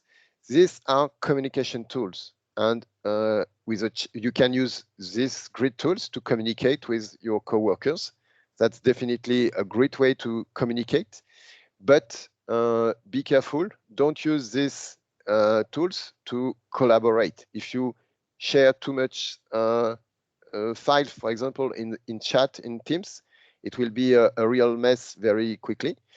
If you organize only meetings and you share documents in the meetings chat, it will not be an efficient way to organize yourself and to organize your collaboration work.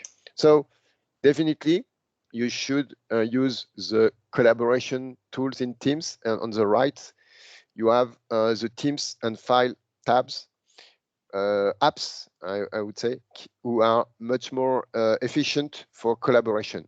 So go to the Teams part of Teams to collaborate efficiently. This is the great message. Communication in Teams have been improved recently this year. In fact, we had, before spring 2021, we had 3 options to do communication and meetings in Teams. We have chat, which are limited to max 20 people by audio or video, or max 250 people by chat, by textual chat. We have the standard meeting in Teams, which is max 300 people. And we have the live event, which is right now 10,000 people and will be increased to 20,000 people. But they have introduced an intermediate level, which is called interactive webinars, which allow very easily to create some webinars, and you can manage who will be available, and if there are too many people, you can go to a live event smoothly. So this is an example of a cool picture of a crowded interactive webinar. Here are some more advice on how to have an effective presence in an online meetings. That's very important, I think, because nowadays we do a lot of video calls, so you can follow that as well. But as I said, this will probably not be enough because we have to use all the collaboration tools in Teams. And if we see this activity, we have 0 posts and only reaction and a lot of only mention. That's not a good way to collaborate. So what is a good way to collaborate? The team in Teams is the basis for collaboration. The benefit of using Teams are very important. You will have no problem to know to whom should I share this information to this type of people or this other people. Yeah, sorry. If you put information in Teams, in fact, all the people in the Teams will have access to the document and conversation. So that's the way we collaborate in Teams. We work with documents in the same space, but clearly separated.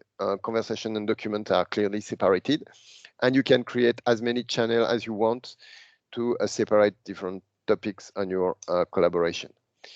One of the great thing that we get going to Teams is that we go from one conversation to many conversation. If you only use chat in Teams or meetings in Teams, you have only one conversation available.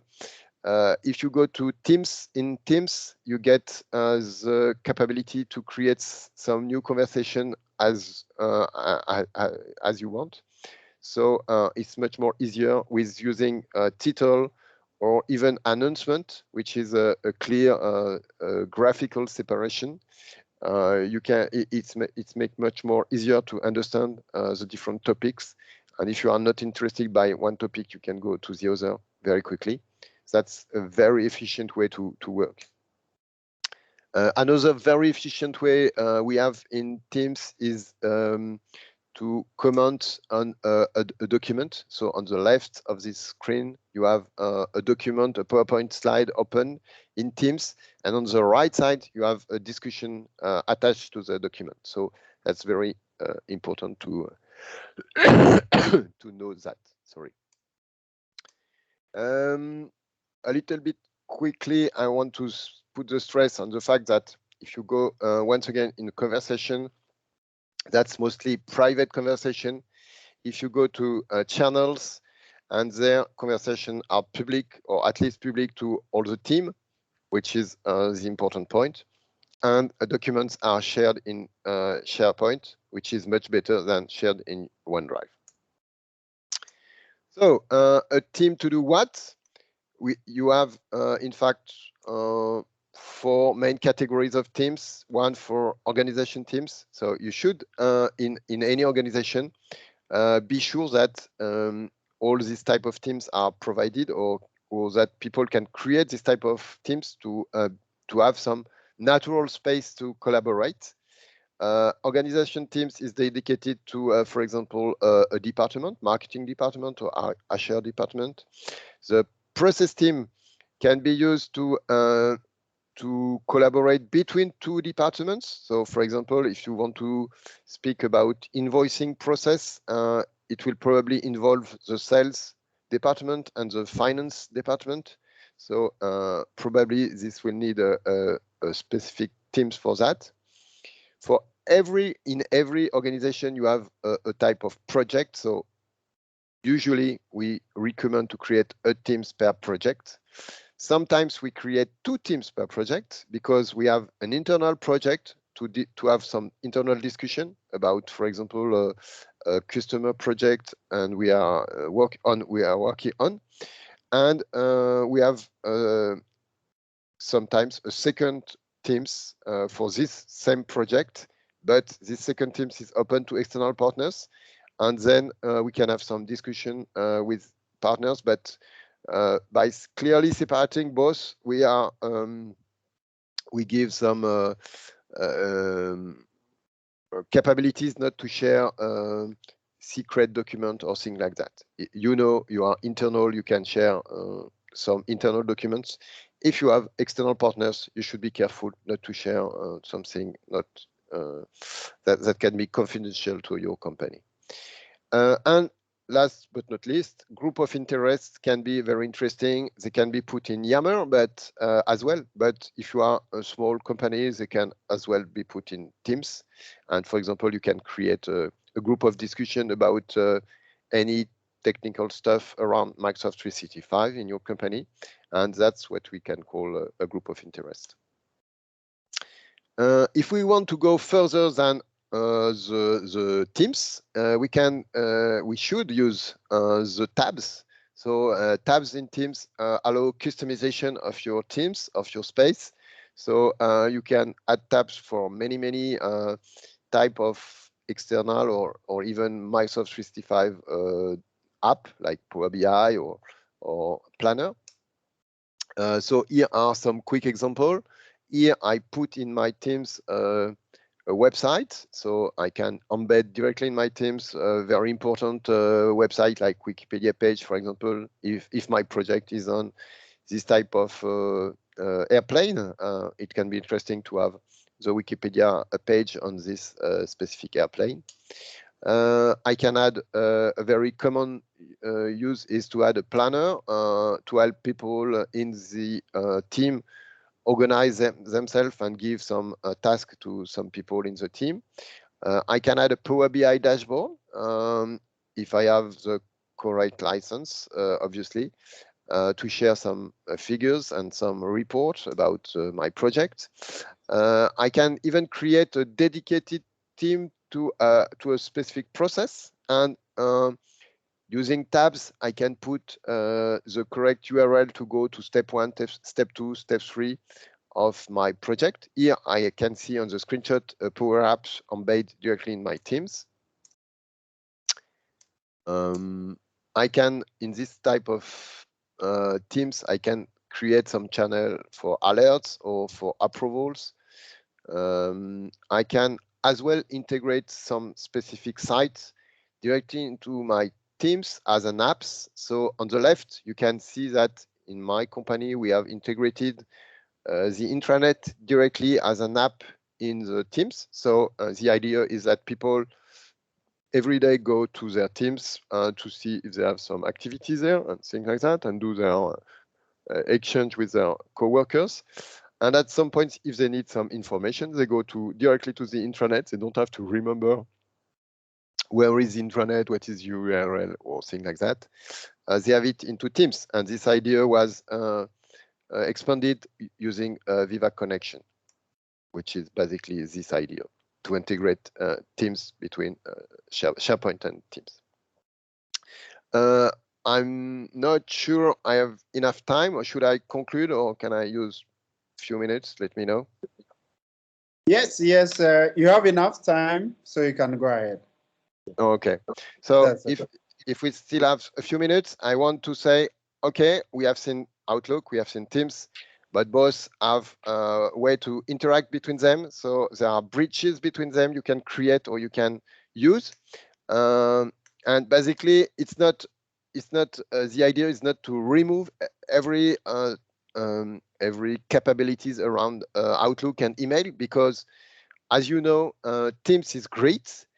You can, in my company, for example, and in some of my customers, you can almost remove all internal email with Teams, which is really an efficient way to work.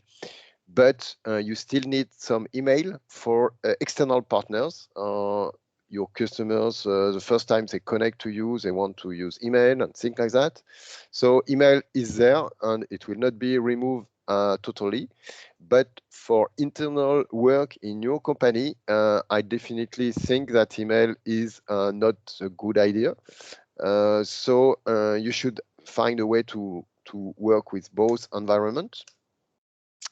And remember that Teams is a very recent tool, so we will still have some more evolution, a lot of evolution to come when email is there for a long time. The calendar is the best example we can see of integration between Teams and Outlook, because as you have probably seen, every calendar is meeting you create in your Outlook will be available in your Teams as well, in Teams calendar as well, or you can do the reverse. That is to say, create a meeting in Teams, and then it will appear in your Outlook. So both are interconnected and sync automatically, which is great. A question is, how can I capture and manage email in Teams? In fact, there is a very simple way now, since it's not very old option. It's something like it appears this year, I think, I remember. So you can very quickly and easily drag from Outlook emails directly into a channel in Teams, and this way you are able to make some comment and discussion about this email. For example, if this is a customer email and you have to discuss with your team, should we accept this proposal or accept this demand from our customers? You can have this discussion in Teams, and then you can respond to your customers by email. So that's a great way to work. There are also an older option that you can get email with you should know that every channel in Teams has an email address, and so you can get this email address and you can send your email directly in copy to this channel. So here is an example, and if I do that, my email will quickly go to the channel in Teams. The idea, once again, is you have a new option, share to Teams in Outlook, and here you have a quick demo of what it can bring. So you put the name of the Teams and the name of the channel in Teams, and your email will quickly go to the specific channel in Teams. It should be available here. Yes, here you see the email. So these are great ways to capture email, and especially, as I said, external email for internal discussion. We can ask if going from Teams to Outlook can be useful. I don't think in the normal way it's useful to put some discussion outside Teams to email, because doing that you will go back to the old way of work, so that's not a good idea. But in some time it can be interesting to transfer some discussion from Teams to Teams, because this is one of very important features that we do not yet have in Teams, which is to transfer some conversation. But we can do that using email, because on each message in Teams, as you can see on the screen, you have a share to Outlook option. So if you use this option, you can create an email, as we can see on the right, where there is a copy of your message in Teams. And using that, you can forward this email to another channel in Teams. And doing that, you transfer. You have the feature that allow you have a new feature that allow you to transfer a Teams message to another channel. So that's a great way to use transfer discussion from Teams to Teams. Conclusion. In fact, some of my customers are very frustrated by Teams, because they say, "Oh, what does it give me to me? It's only chat, it's only meetings," especially those who have done many meetings during the COVID period. But they should be aware that there are much more than that in Teams. You have you can create a customized workspace with Teams, and you can collaborate on documents and things like that. So collaboration part of Teams should not be definitely should not be hidden, or should not be taken outside the scope of your implementation. And if we can think about that, if you use the feature from left to right, you will get more and more return on investment and more transformation in your organization.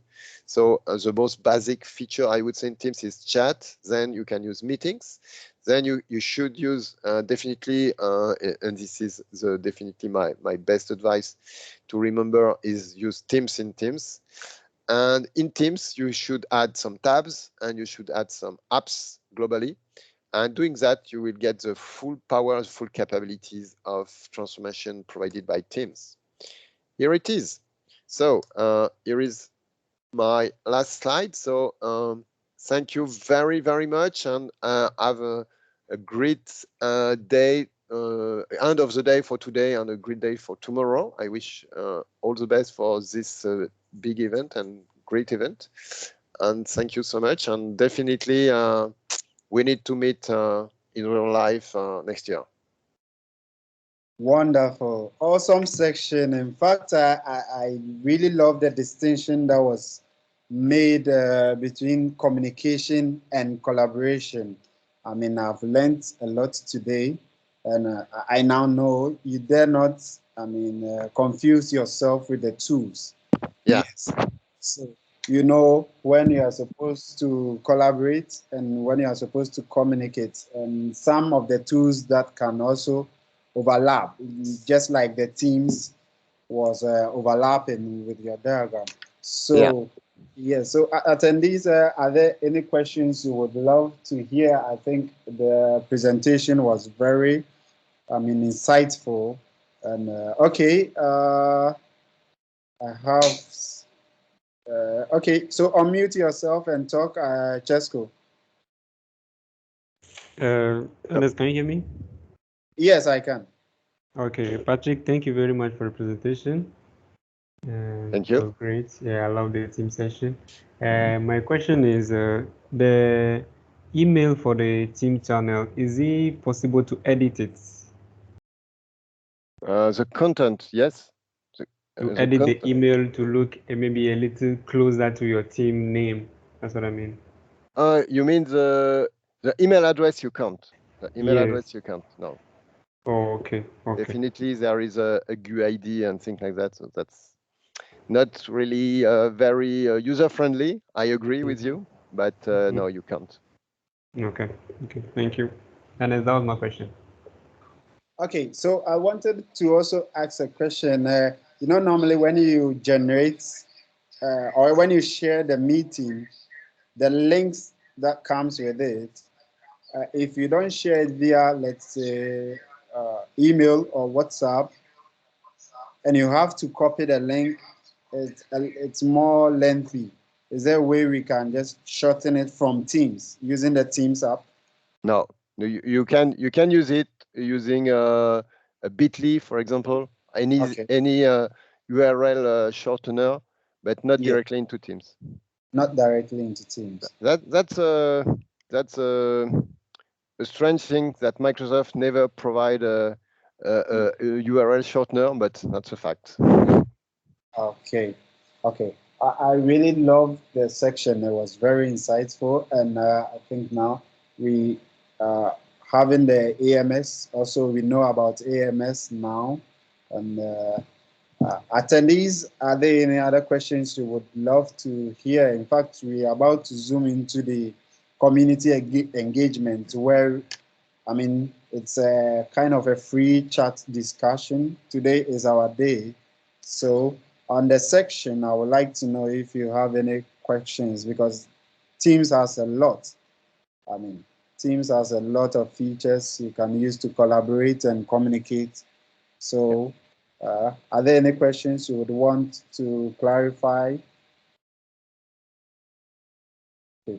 So, I want to ask again, with the Teams, you know, some subscription, how does it subscription goes with a 365 kind of package?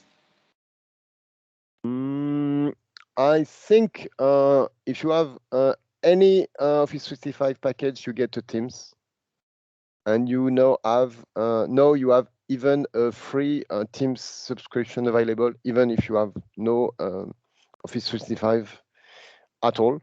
So you have free for home usage or personal usage. So that's a very important thing to put the stress on. You don't need an Office 365 package to access Teams. At least the first level of feature, because for the free edition, I think you have some limitation, like in the calendar, I think, and many others probably. But at least you have a way to communicate with Teams for free. Yeah. Which is important. So attendees there, you've heard it yourself. I mean, go get the Teams and I mean, play with it. And I mean, yes, enjoy the features out there. Definitely, some features will come with subscription, but I mean, I was enjoying Teams, and I'm still enjoying it through the community. I have privileged to enjoy some of the features which doesn't come free, but I mean, I've really enjoyed it in the past when I was using it for free.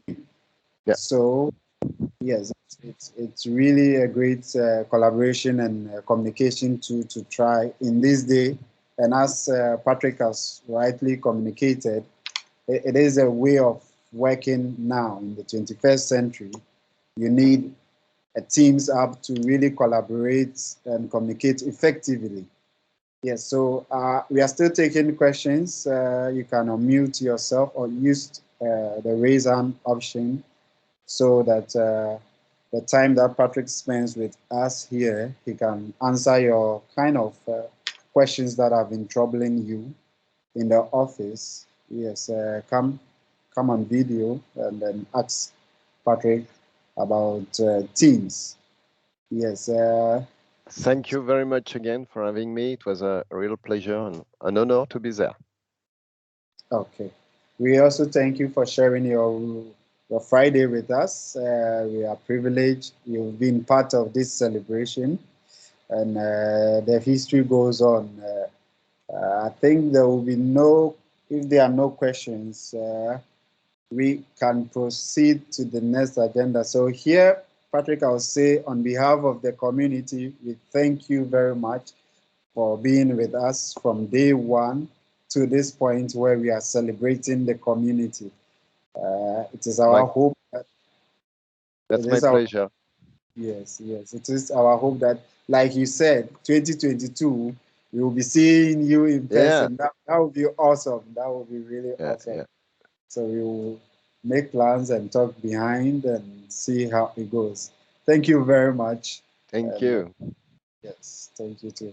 So this section is the community engagement section, where we give the members who have been with us to share their experience with the community ever since they joined.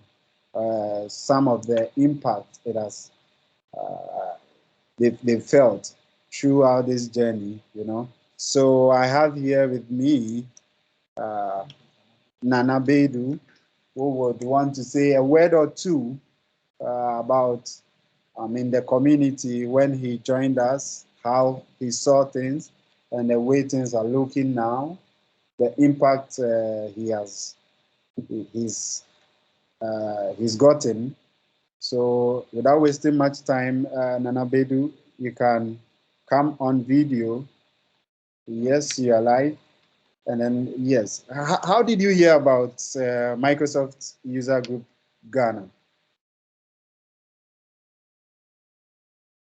You are muted. Okay. I think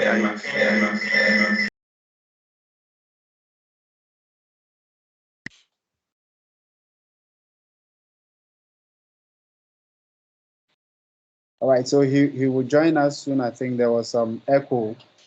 So just a minute, he will be joining us.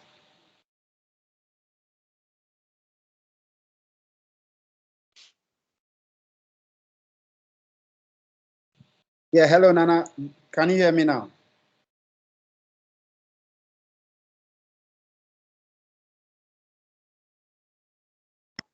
Hello. Yes, you can hear me now. So come on video and let's take it from there. Is it okay now? Yes, it's okay now. Good to see you. You've been with the community ever since we started this journey, and it's been 3 years and still counting.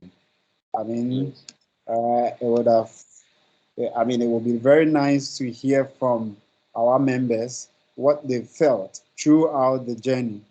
So we want you to tell us and tell the whole world what Microsoft User Group Ghana has done in your career path, in your way of living, how you've felt the impact. Yes. Yes, and Microsoft User Group Ghana has helped me in several ways. I got to Microsoft in my first year in the university, and in the university, most lectures won't take you to some thorough stuffs, especially when I got to Microsoft User Group. As a young guy, I thought Microsoft was all about Microsoft Word and the Microsoft Windows and those stuffs. But like Microsoft have a lot, even to at the part of the developer side, they have these teachings and all the sites you have to go through and everything. But when I came to Microsoft, in terms of networking, there's this adage that your network is your net worth. And I got people like Abou, Conde, and some few others in there that anytime I need help, you just ask. You are doing something you don't know. You think sometimes you just go search around, you don't get it, but you just ask them and they just give you an answer, and it's nice being part of the community. And also, as a young guy growing up, I'm pursuing computer science, and all I know personally was all about getting a degree. But apart from that, Microsoft User Group Ghana made me realize there's some certificate courses that I can take to in aspect of my career specification. They are still grooming me in terms of career path, and I'm thankful for that. To be honest, my lectures won't do this. They won't get time for you to take you through your career path. They just come in there to let you know show their slides, explain some few stuff, they go their way. But when I joined Microsoft User Group, they have time for me. They take me through my career paths, the next move, internship opportunities, they let me know and everything. So these are some stuff that Microsoft User Group. There are a lot, to be honest. There are a lot. Yes, great. And I think personally, it feels, we get encouraged when we see such students, such young professionals coming out to the group and saying, oh, Abou, can you assist me? I'm kind of lost in terms of career path. What does Microsoft have for me? What can I do? I'm studying computer science, but it's more theoretical. I don't know what to do after school, and kind of those are what we face. Then Nana represents, hundreds of them. And today, we are happy to hear that we gave him some perspective as to which professional courses he can take, do the certification, go for the certification, and then know his interest, his passion in terms of the professional world. Because sometimes, yes, we understand the school is more theoretical, and you need a community like such to give you the right perspective to your career path, and then you blend that with what you have been taught at school. So, yeah, so Nana, what your second question, I would like to know. So,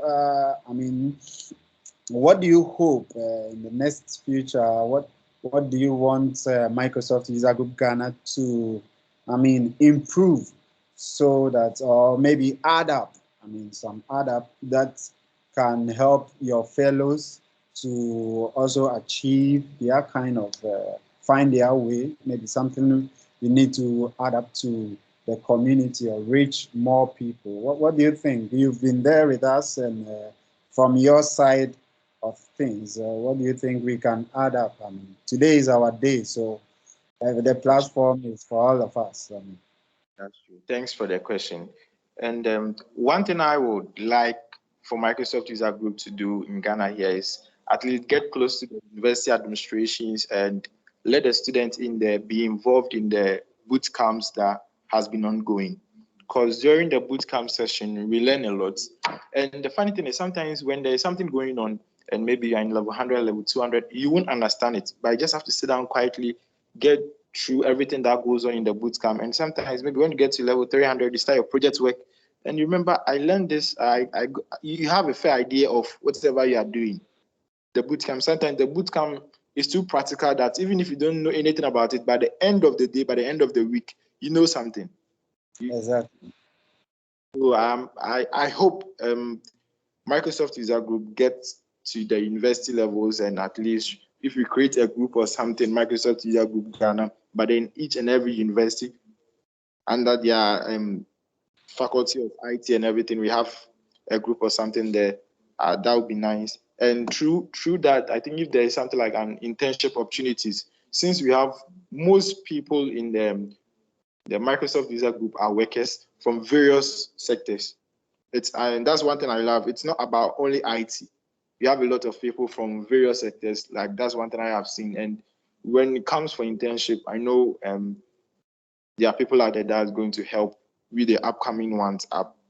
So when it comes to internship, I think it's something I would like you guys to check it out. Definitely. The network is great here. I mean, you meet other people from other, industry. I remember there was a time that we brought an aerospace kind of engineer who taught us how these drones are being deployed in the army, how these drones are being, manipulated and all stuff like that. So it's not just about the connection and the network is not just about IT. It has other side of the industry. You can meet all kind of industry experts when you come to Microsoft User Group Ghana. So I think listeners out there, you can join us. Feel free, approach any of the organizers. We are more willing to help you find your way or give you the perspective you need to shape your career. So yes, thank you very much, Nana, for sharing your experience with us. I think you can still hang in there. Don't go off. Also want to bring the lady side of things. So Nana, I have one lady who is also a member of the Microsoft User Group Ghana, and I want to hear from her as well. She's in the person of, let me get the name right, just a minute. Okay. Okay. Joshua, if you can hear me. Okay, so that's Anne. Anne, Apeadu, are you online now? Can you hear me? Yeah, I can hear you. Okay, so please come on video and let's have a chit chat on. Okay. Good to see you. Let's see Okay, you so too. yes, what's your experience so far? Since you joined the group, Microsoft User Group Ghana. Okay, Joshua introduced me to it. He invited me, and although my field of study is not really related to IT, so far, since I joined Microsoft User Group, I've learned a lot. Yeah, I've really learned a lot. And initially, I thought Microsoft was all about Word, Excel, PowerPoint, but after joining the bootcamp, I realized there was a whole lot of, in fact, Microsoft had its own world on its own. Yeah, and it's been helpful. Yeah, especially when I started my national service, I started using Teams, and it's really been interesting. Oh, okay. That's awesome, and for the fact that we just presented a section on Microsoft Teams, it being a communication and collaboration tool, and the way forward to work in today's era. I mean, today you need Teams to really communicate effectively. It's so simple to use. So, what's your take too on today's presentation? What are some of the insights you got from Teams, since you said you work with Teams? Yeah, I really loved how Teams was it's easy to use. Honestly, it's very easy to use. And my only problem was getting access to the recordings. Maybe you want to have a recording of the meeting you were part of, but you have to be part of the organization before you get access to the recording, or you have to contact someone who is part of the organization. I guess if so far as you were part of the meeting, maybe they should find ways and means so that everyone can have access to the recordings. Okay, I think that brings a good question. I don't, Patrick. I don't know if you are still there. Or so I think that you've brought my mind to, like, you mean that, I mean, since you are part of a meeting, irrespective of you not whether you are an organizer of that meeting, you should get, since you are an attendee, or I mean a member of the meeting that was held, you should get that one. I think mostly it goes to the organizers' OneDrive, and the organizer can share it. So, okay, maybe that was a good question. We'll be asking Patrick if he's still there, he can still help us to get it. If there's something they are considering, or if it is something already there, because what I know, as far as I can think of, it gets to the organizer, and then him or her can really share it later. So yes, so what do you think going forward you would want to see from the community? What do you want to see from the community, or any add-ons that you think that if we should add as a community, it will help the community reach more audience and stuff like that? Okay, just as Nana Baidooo stated, if they introduce it into the tertiary institutions, for the start, tertiary institutions, but as time goes on, we can take it to the secondary school levels so that everyone can have a deeper understanding of how Microsoft works. Yeah. Okay, that's awesome. That's awesome. So yes, I think that you being very young, and I mean in that area, I mean we will be very happy to get more ambassadors in your schools and stuff like that. Your colleagues, let them know that Microsoft User Group Ghana exists for them, and we are here to share as much knowledge that we can. So we thank you very much for sharing your experience with us today. In fact, today is a special day for us. We are all the members of the community. It's a special day, so feel free. I mean, share your insight to friends, everybody. I mean, the next time we celebrate, I want to see a tons of students joining us from your institutions. If you are still there, if you're not there, I mean, you could lead wherever you are. Just be an ambassador for Microsoft User Group Ghana, so that you help spread the message, right? Okay, so thank you very much. We are still doing the community engagement. In fact, that is our last section. So all the organizers on board, I want you to come on video. So we discuss our day. I think we still have some 30 minutes to celebrate ourselves today. So let me also pass this at this moment. Tomorrow, there will be a technical section on Intune, and as well as a digital way of working from Peter Sapon and myself and Paul. So stay tuned. It's not ending today. Tomorrow at 10 to 3:30 p.m. GMT, we will be having technical sections just to still celebrate ourselves. So organizers there, you can come on video so that we do the community engagement. I mean, this is our time and we have to celebrate ourselves. I congratulate each and every member of the team.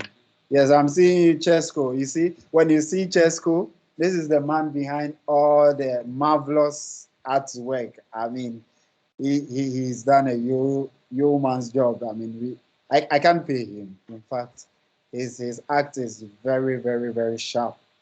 I mean, he's been with us right from day one. In fact, if I should play some of the pictures, I need to really play some of the pictures. Just go down to some of the pictures right from day one. It's really amazing. It's really amazing. Let me see if I can get one of those funny pictures that we started with. It would be nice to share so our audience know. I mean, the people behind the community, and the fact that Abu Conde himself, sometimes you come and what I see from the other attendees, they just get close and say, okay, is this Abu Conde? Oh, okay, we've heard about him. Okay, I say, okay, get close to him. I mean, he's that friendly. He would meet you, had a chit chat, whatever you want, you can ask him. And they get close and they come and say, oh, we are really excited. And I mean, we are really happy. Abu is a simple guy. He talks to us. And, I mean, it's been fun these 3 years. So, Tchesco, let me ask you this question. I'm kind of putting you at, I mean, let me just ask you. So, what has been your difficult moments over the period? Maybe there's been a time where you think that, hey, Charlie, I'm weak. What are some of your difficult moments? But you still went ahead and then sacrificed for the community. So where are the rest of the people? I can't see them online. I think the organizers, they will get on board. I think. No, but even the attendees, everybody, we should. Okay, so I mean, everybody can join us on video because it's a community engagement. You can come on video. We are not restricting anyone. Come on video, and then let's have a chit chat. We are celebrating our day. Today is more of a kind of celebration day. So we are done with the keynote, and then we would want to see everybody come, unmute yourself, and you can talk. So yes, Tchesco, I was asking you that, I mean, what moment do you remember that, that kind of tired moment where you feel like, oh, I'm weak, but I need to do this for the community? Ernest, thank you very much. First of all, people know me at Tchesco, but in the WhatsApp group, I'm the Abdulaziz. Actually, that's an alias name I used to cover myself so that people don't actually drop in me. So I'm the Abdulaziz. You know, for these kind of things, you know, sometimes you are driven by the love of what you do. That's what pushes you in whatever you are doing. It's just the love, the passion that comes. So when you have something like this to do in my side field, since I'm alone in this particular one, from the beginning it was somehow easy. You just sit down and shadow something, and within 2 days, 3 days, you come up with a design for an art. You know, but 2021 has been a challenge. In this time of like we are running events every month, so you will just be there. They will say, "Just go. You need to design the countdown. You need to design the timeline. You need to design this and that." And I'm like, "What is going on? My head is hot. What is it?" And I have a work. I have a family to attend actually. But you know, sometimes you can't just refuse it. You have to do it. You have to sacrifice it for the love of the community actually. So. The past month, let's say from May, June, July, August, September, it was very hot. And then the past event that I host, that was for Office 365. After the event, I got sick straightforward because it was really challenge. I got sick for about 2 weeks. I was just in the room and you don't go to the office, and it was stressful. But when you are pushed by the love, the way Abou pushed it into all of us, you just keep on going and keep on going. You don't care whatever is going on, whatever, even the body is refusing to work, you'll be like, no, why? You have to push it forward. I met a lot of people that came and then run away and go. But you are still here. If you have the love and the passion, just continue the love. Charlie, Ernest, it's not easy, you know. Sometimes he come, I'm like, Ernest, what is wrong? Why are you worrying me? What is all this? And I'm in the room, I'm like, Ernest is annoying. But I'll off my computer and I'll come back and I'll on it and I'll do it. That's it. Yeah, So, you don't have a choice. yeah, of course, of so course. far as you are with Abou Conde, hey, you would work. I mean, That's what I was telling to Ruth. I say sometimes I feel like firing everybody, but I can't fire everybody because the community doesn't belong to me. It belongs to all of us. I feel like, hey, the people are making the work hard and harder for us, but hey, is everybody work? We all have to do the job together, and it's very, very important for us. And I know every day I've been thinking about this and say, hey, if we stop this community, how about the people who are coming? They are passionate, they want to learn. What will happen? Yeah. Because we started way back our career, there was not something like this community. But now if we put in place and people are able to talk to people all over the world, you see, this is something, right? We get everyday people coming to us that say they want to speak to the community, they want to speak to Africans community. If there were no community, can they do that? No. No. Yeah. And this is the moment, okay? Through this community, you get to know a lot of people. You share with them. They become your friend and a family. Exactly. Exactly. Yeah. So yes, I think that the love for the people, the love for the community really keeps us going as a group, because once you stop, it's like you've stopped the influence. And I mean, where would people find this expertise to, I mean, here? You know, I always say that we are in this information era where information is scattered around, but you need to know which kind of information to consume. Yeah. Else, by the time you know, you are just consuming an information that will not give you the right perspective and the right way. So, like Abu just said, I mean, when we started supporting, when I was I'm still a supporting guy. I mean, I love to support people. I love to provide support for people. I mean, when we started as a support technician, we didn't get some of these opportunities. If we had gotten some of these opportunities, like, I mean, by now we would have made way. So, I mean, it's good that we change the order so that the youth there who have started their career will get this benefit. We need not to repeat our mistakes. Yes. So I'm seeing Abraham. Abraham, is there something you would love to share? Yeah. Today we are celebrating, and I mean, feel free. It's not. I mean, feel free to pass your comments. I mean, unmute yourself. You are muted.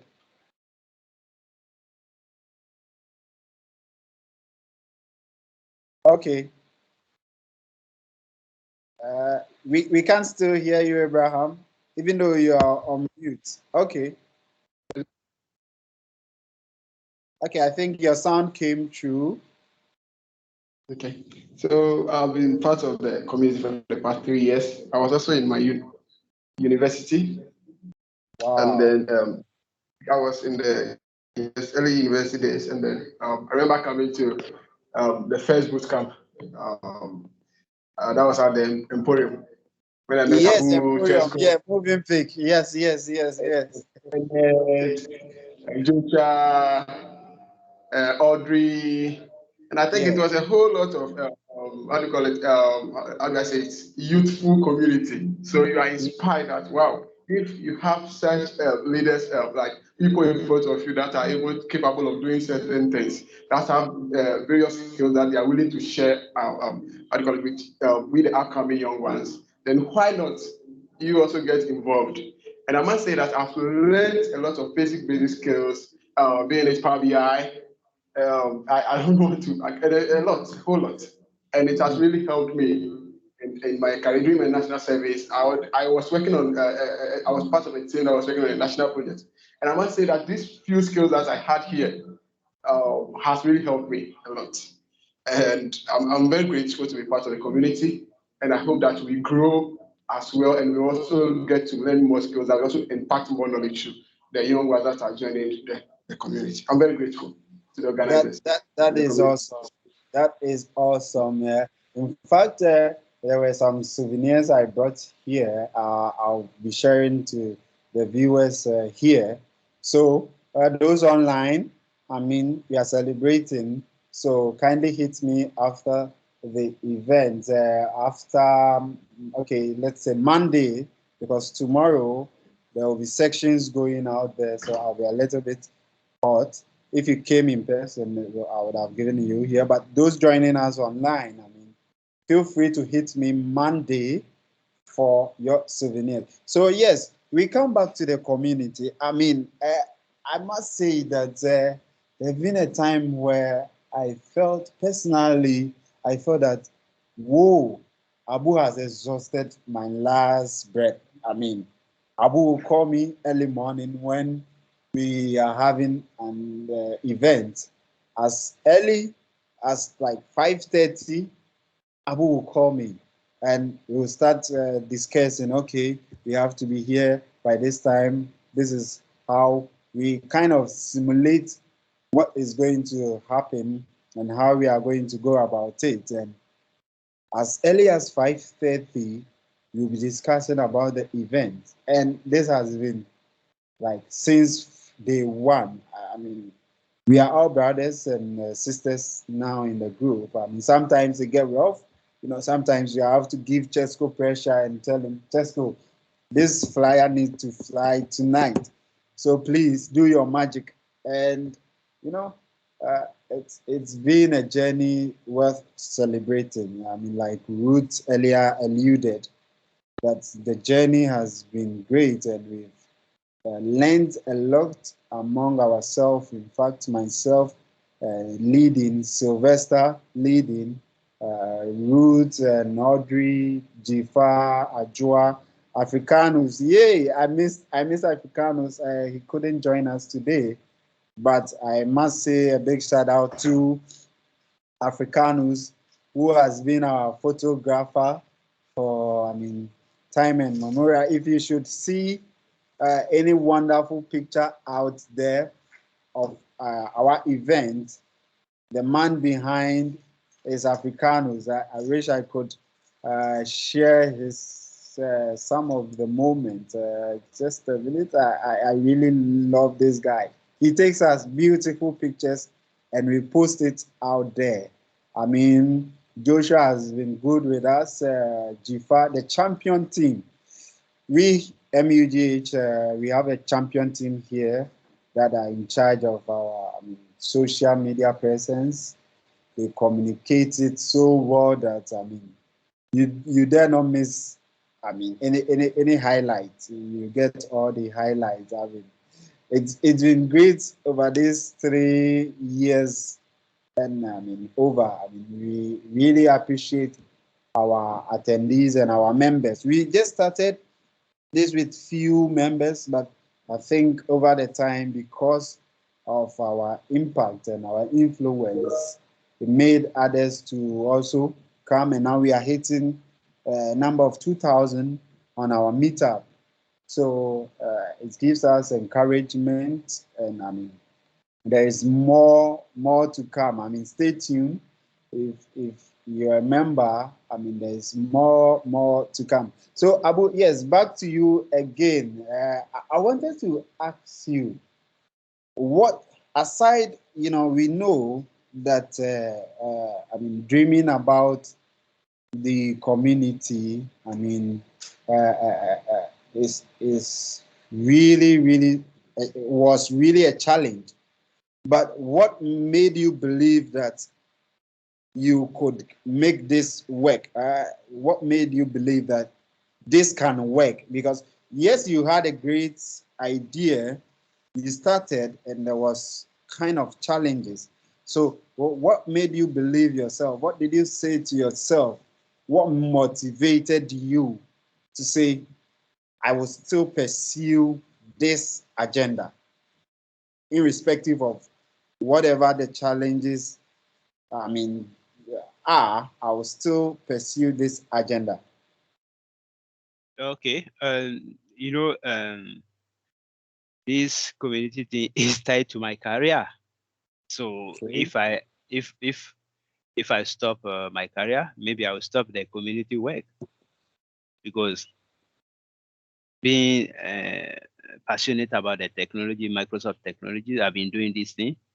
So it goes with the community work, because you come to a time you yourself you agree with me that we were doing on-prem technologies, Windows Server, and we come to a time the business was not moving again. Even our employers was suffering from that thing, because people doesn't pay the license of Microsoft and they don't use the genuine product and things.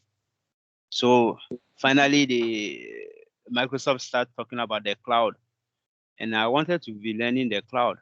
And the best way to learn is to teach.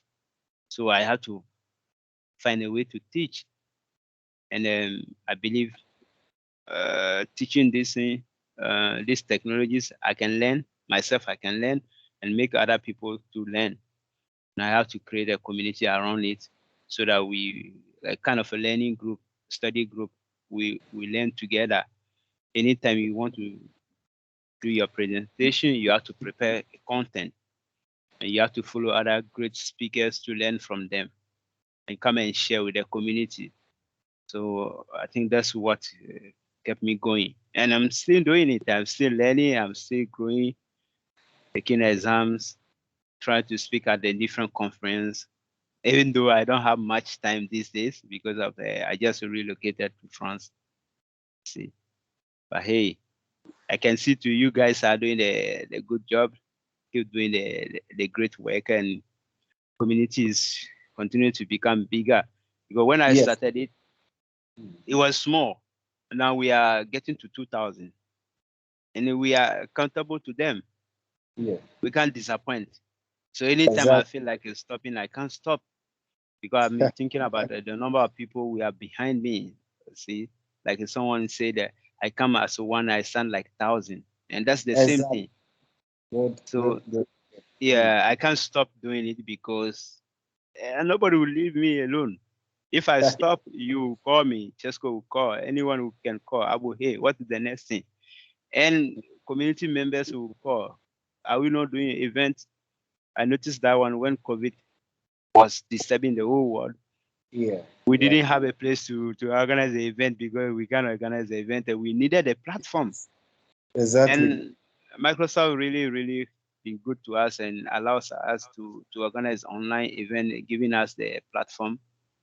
And I don't think we can stop this thing. We are doing it. Maybe when I retire, and I will retire in 30 years to come.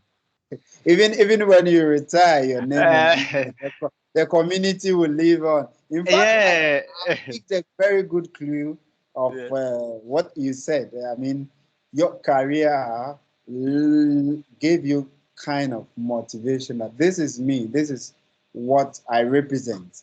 So, viewers out there and those joining us, it is good to believe in what you do. If you know this is what I stand for, that alone should serve as a $1,000,000 motivation for you. Because, yes, I was just paying attention to Abou very well.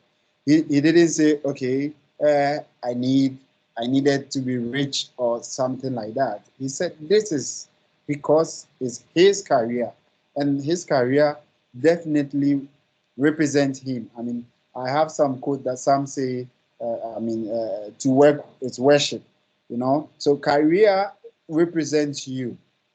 What you do is your career. In fact, that is the reality. 2 days ago, I saw my friend's status, and it was like, I rather spend much more time in the office than the home. So he's more like the office. The office is now his home. And his home is kind of the typical office because we think that, okay, the home is where you live most of the time or most of you spend much hours in the home. But the reality is that if you really love what you do, you find out that even if you are in the house or even if you are in your home, you do more of office stuff or your work stuff. What carries you every day when you wake up? What do you think of? That is what you are. So I was really happy to hear that as a motivation. And to everyone watching us, I mean, it should help us. We stand for the youth, we stand for education, we stand to give enlightenment for Microsoft technology and its products. So, I mean, I was really, really happy to hear that. I mean, sometimes it might be tough when you don't see any monetary aspect to what you are doing. But I think that what you put in would definitely yield something good in the future. Just as we are now, I mean, seeing Abou. Abou is now an MVP. I mean, he's one that we celebrate. And I know Abou personally that this is more valuable to him than he receiving $1 million because, I mean, it's a legacy to help impact the youth, to help impact young ones who would mention your name way after you are even gone. I mean, if you are no more here with us, your name will still remain as, okay, there was Abou who conceived a Microsoft user group, and that is our mission and vision for all of the organizers, that Microsoft user group Ghana should live on way after us. I mean, we can't be here forever. Someone would need to take in charge when we are no more or when we are weak and we can't do like we used to do again. It is our hope that the young ones who have joined us even today, in the future, in the near future, they will be carrying the name of Microsoft User Group Ghana. So I must say, yes, I'm still inciting people to come on video because this is our engagement. This is the time. Feel free, come on video. Don't be shy. I mean, this is for you. This is your birthday. With this lady, the name is. Oh, good. My community Anne. leader, you mentioned this. In fact, I'm very honored. You know, this lady is joining me in person. And that speaks to the fact that, okay, Godfred, okay, so that speaks to the fact that, you know, She's in the location there. yes, she's live here. I will bring her to my seat for her to talk. And let me do the. She's actually a first timer, and I'm happy that today being our day. So this is not tautology. Our day. So I'm saying it again. Our day. So today being our day, we got a fresher, and this is she's actually joining us. She just came to the country, and I'm happy that, you know, even if someone just came to the country because of what we are doing, the little that we are doing, she heard of us and she decided to come in person. So I was really happy. In fact, I told her that she's really made my day. I mean, so please join me here. Please join me here, and let me give you the moderator's seat. It's quite a hot seat, but for you coming all the way from Canada to join us, and it's been your first time, I'm more than happy to sacrifice my seat for the community to see. Okay, so Abou, I mean, you can ask the questions. How got here? I don't really know, honestly. Okay. Hello. The Good floor is yours. afternoon, good morning, good evening. How are you? We are fine. That's good. So I'm joining you guys in Ghana. I'm here from Canada. I'm here so far for only 1 month. I'm staying for 3 to 6 months. And the purpose of my visit is to visit family or extended family and to study. So I brought all my equipment to study. I'm studying .NET.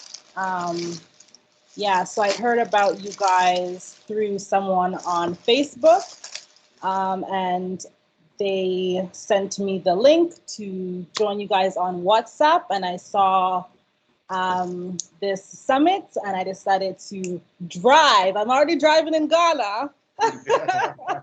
I decided to drive here, so thank you. It was great information, and I will definitely be keeping in touch with you guys. I did hear about the .NET conference summit that's coming up in November, and I am super excited. I will definitely be there. Okay, you are .NET developer? Yes. Oh, that's fine. Maybe you will be one of the speakers. Well, we could discuss that. Yeah, definitely. Whatever you know is important. Even if you know how to count from 1 to 5, those who doesn't know how to count, you can show them how to count from 0 to 5. Okay, well, that sounds good. I'm all on board. Okay, that's fine. The name again, how do you pronounce your name? It's spelled Althea. So I pronounce it Althea, the TH. But I guess to make it easier, Althea.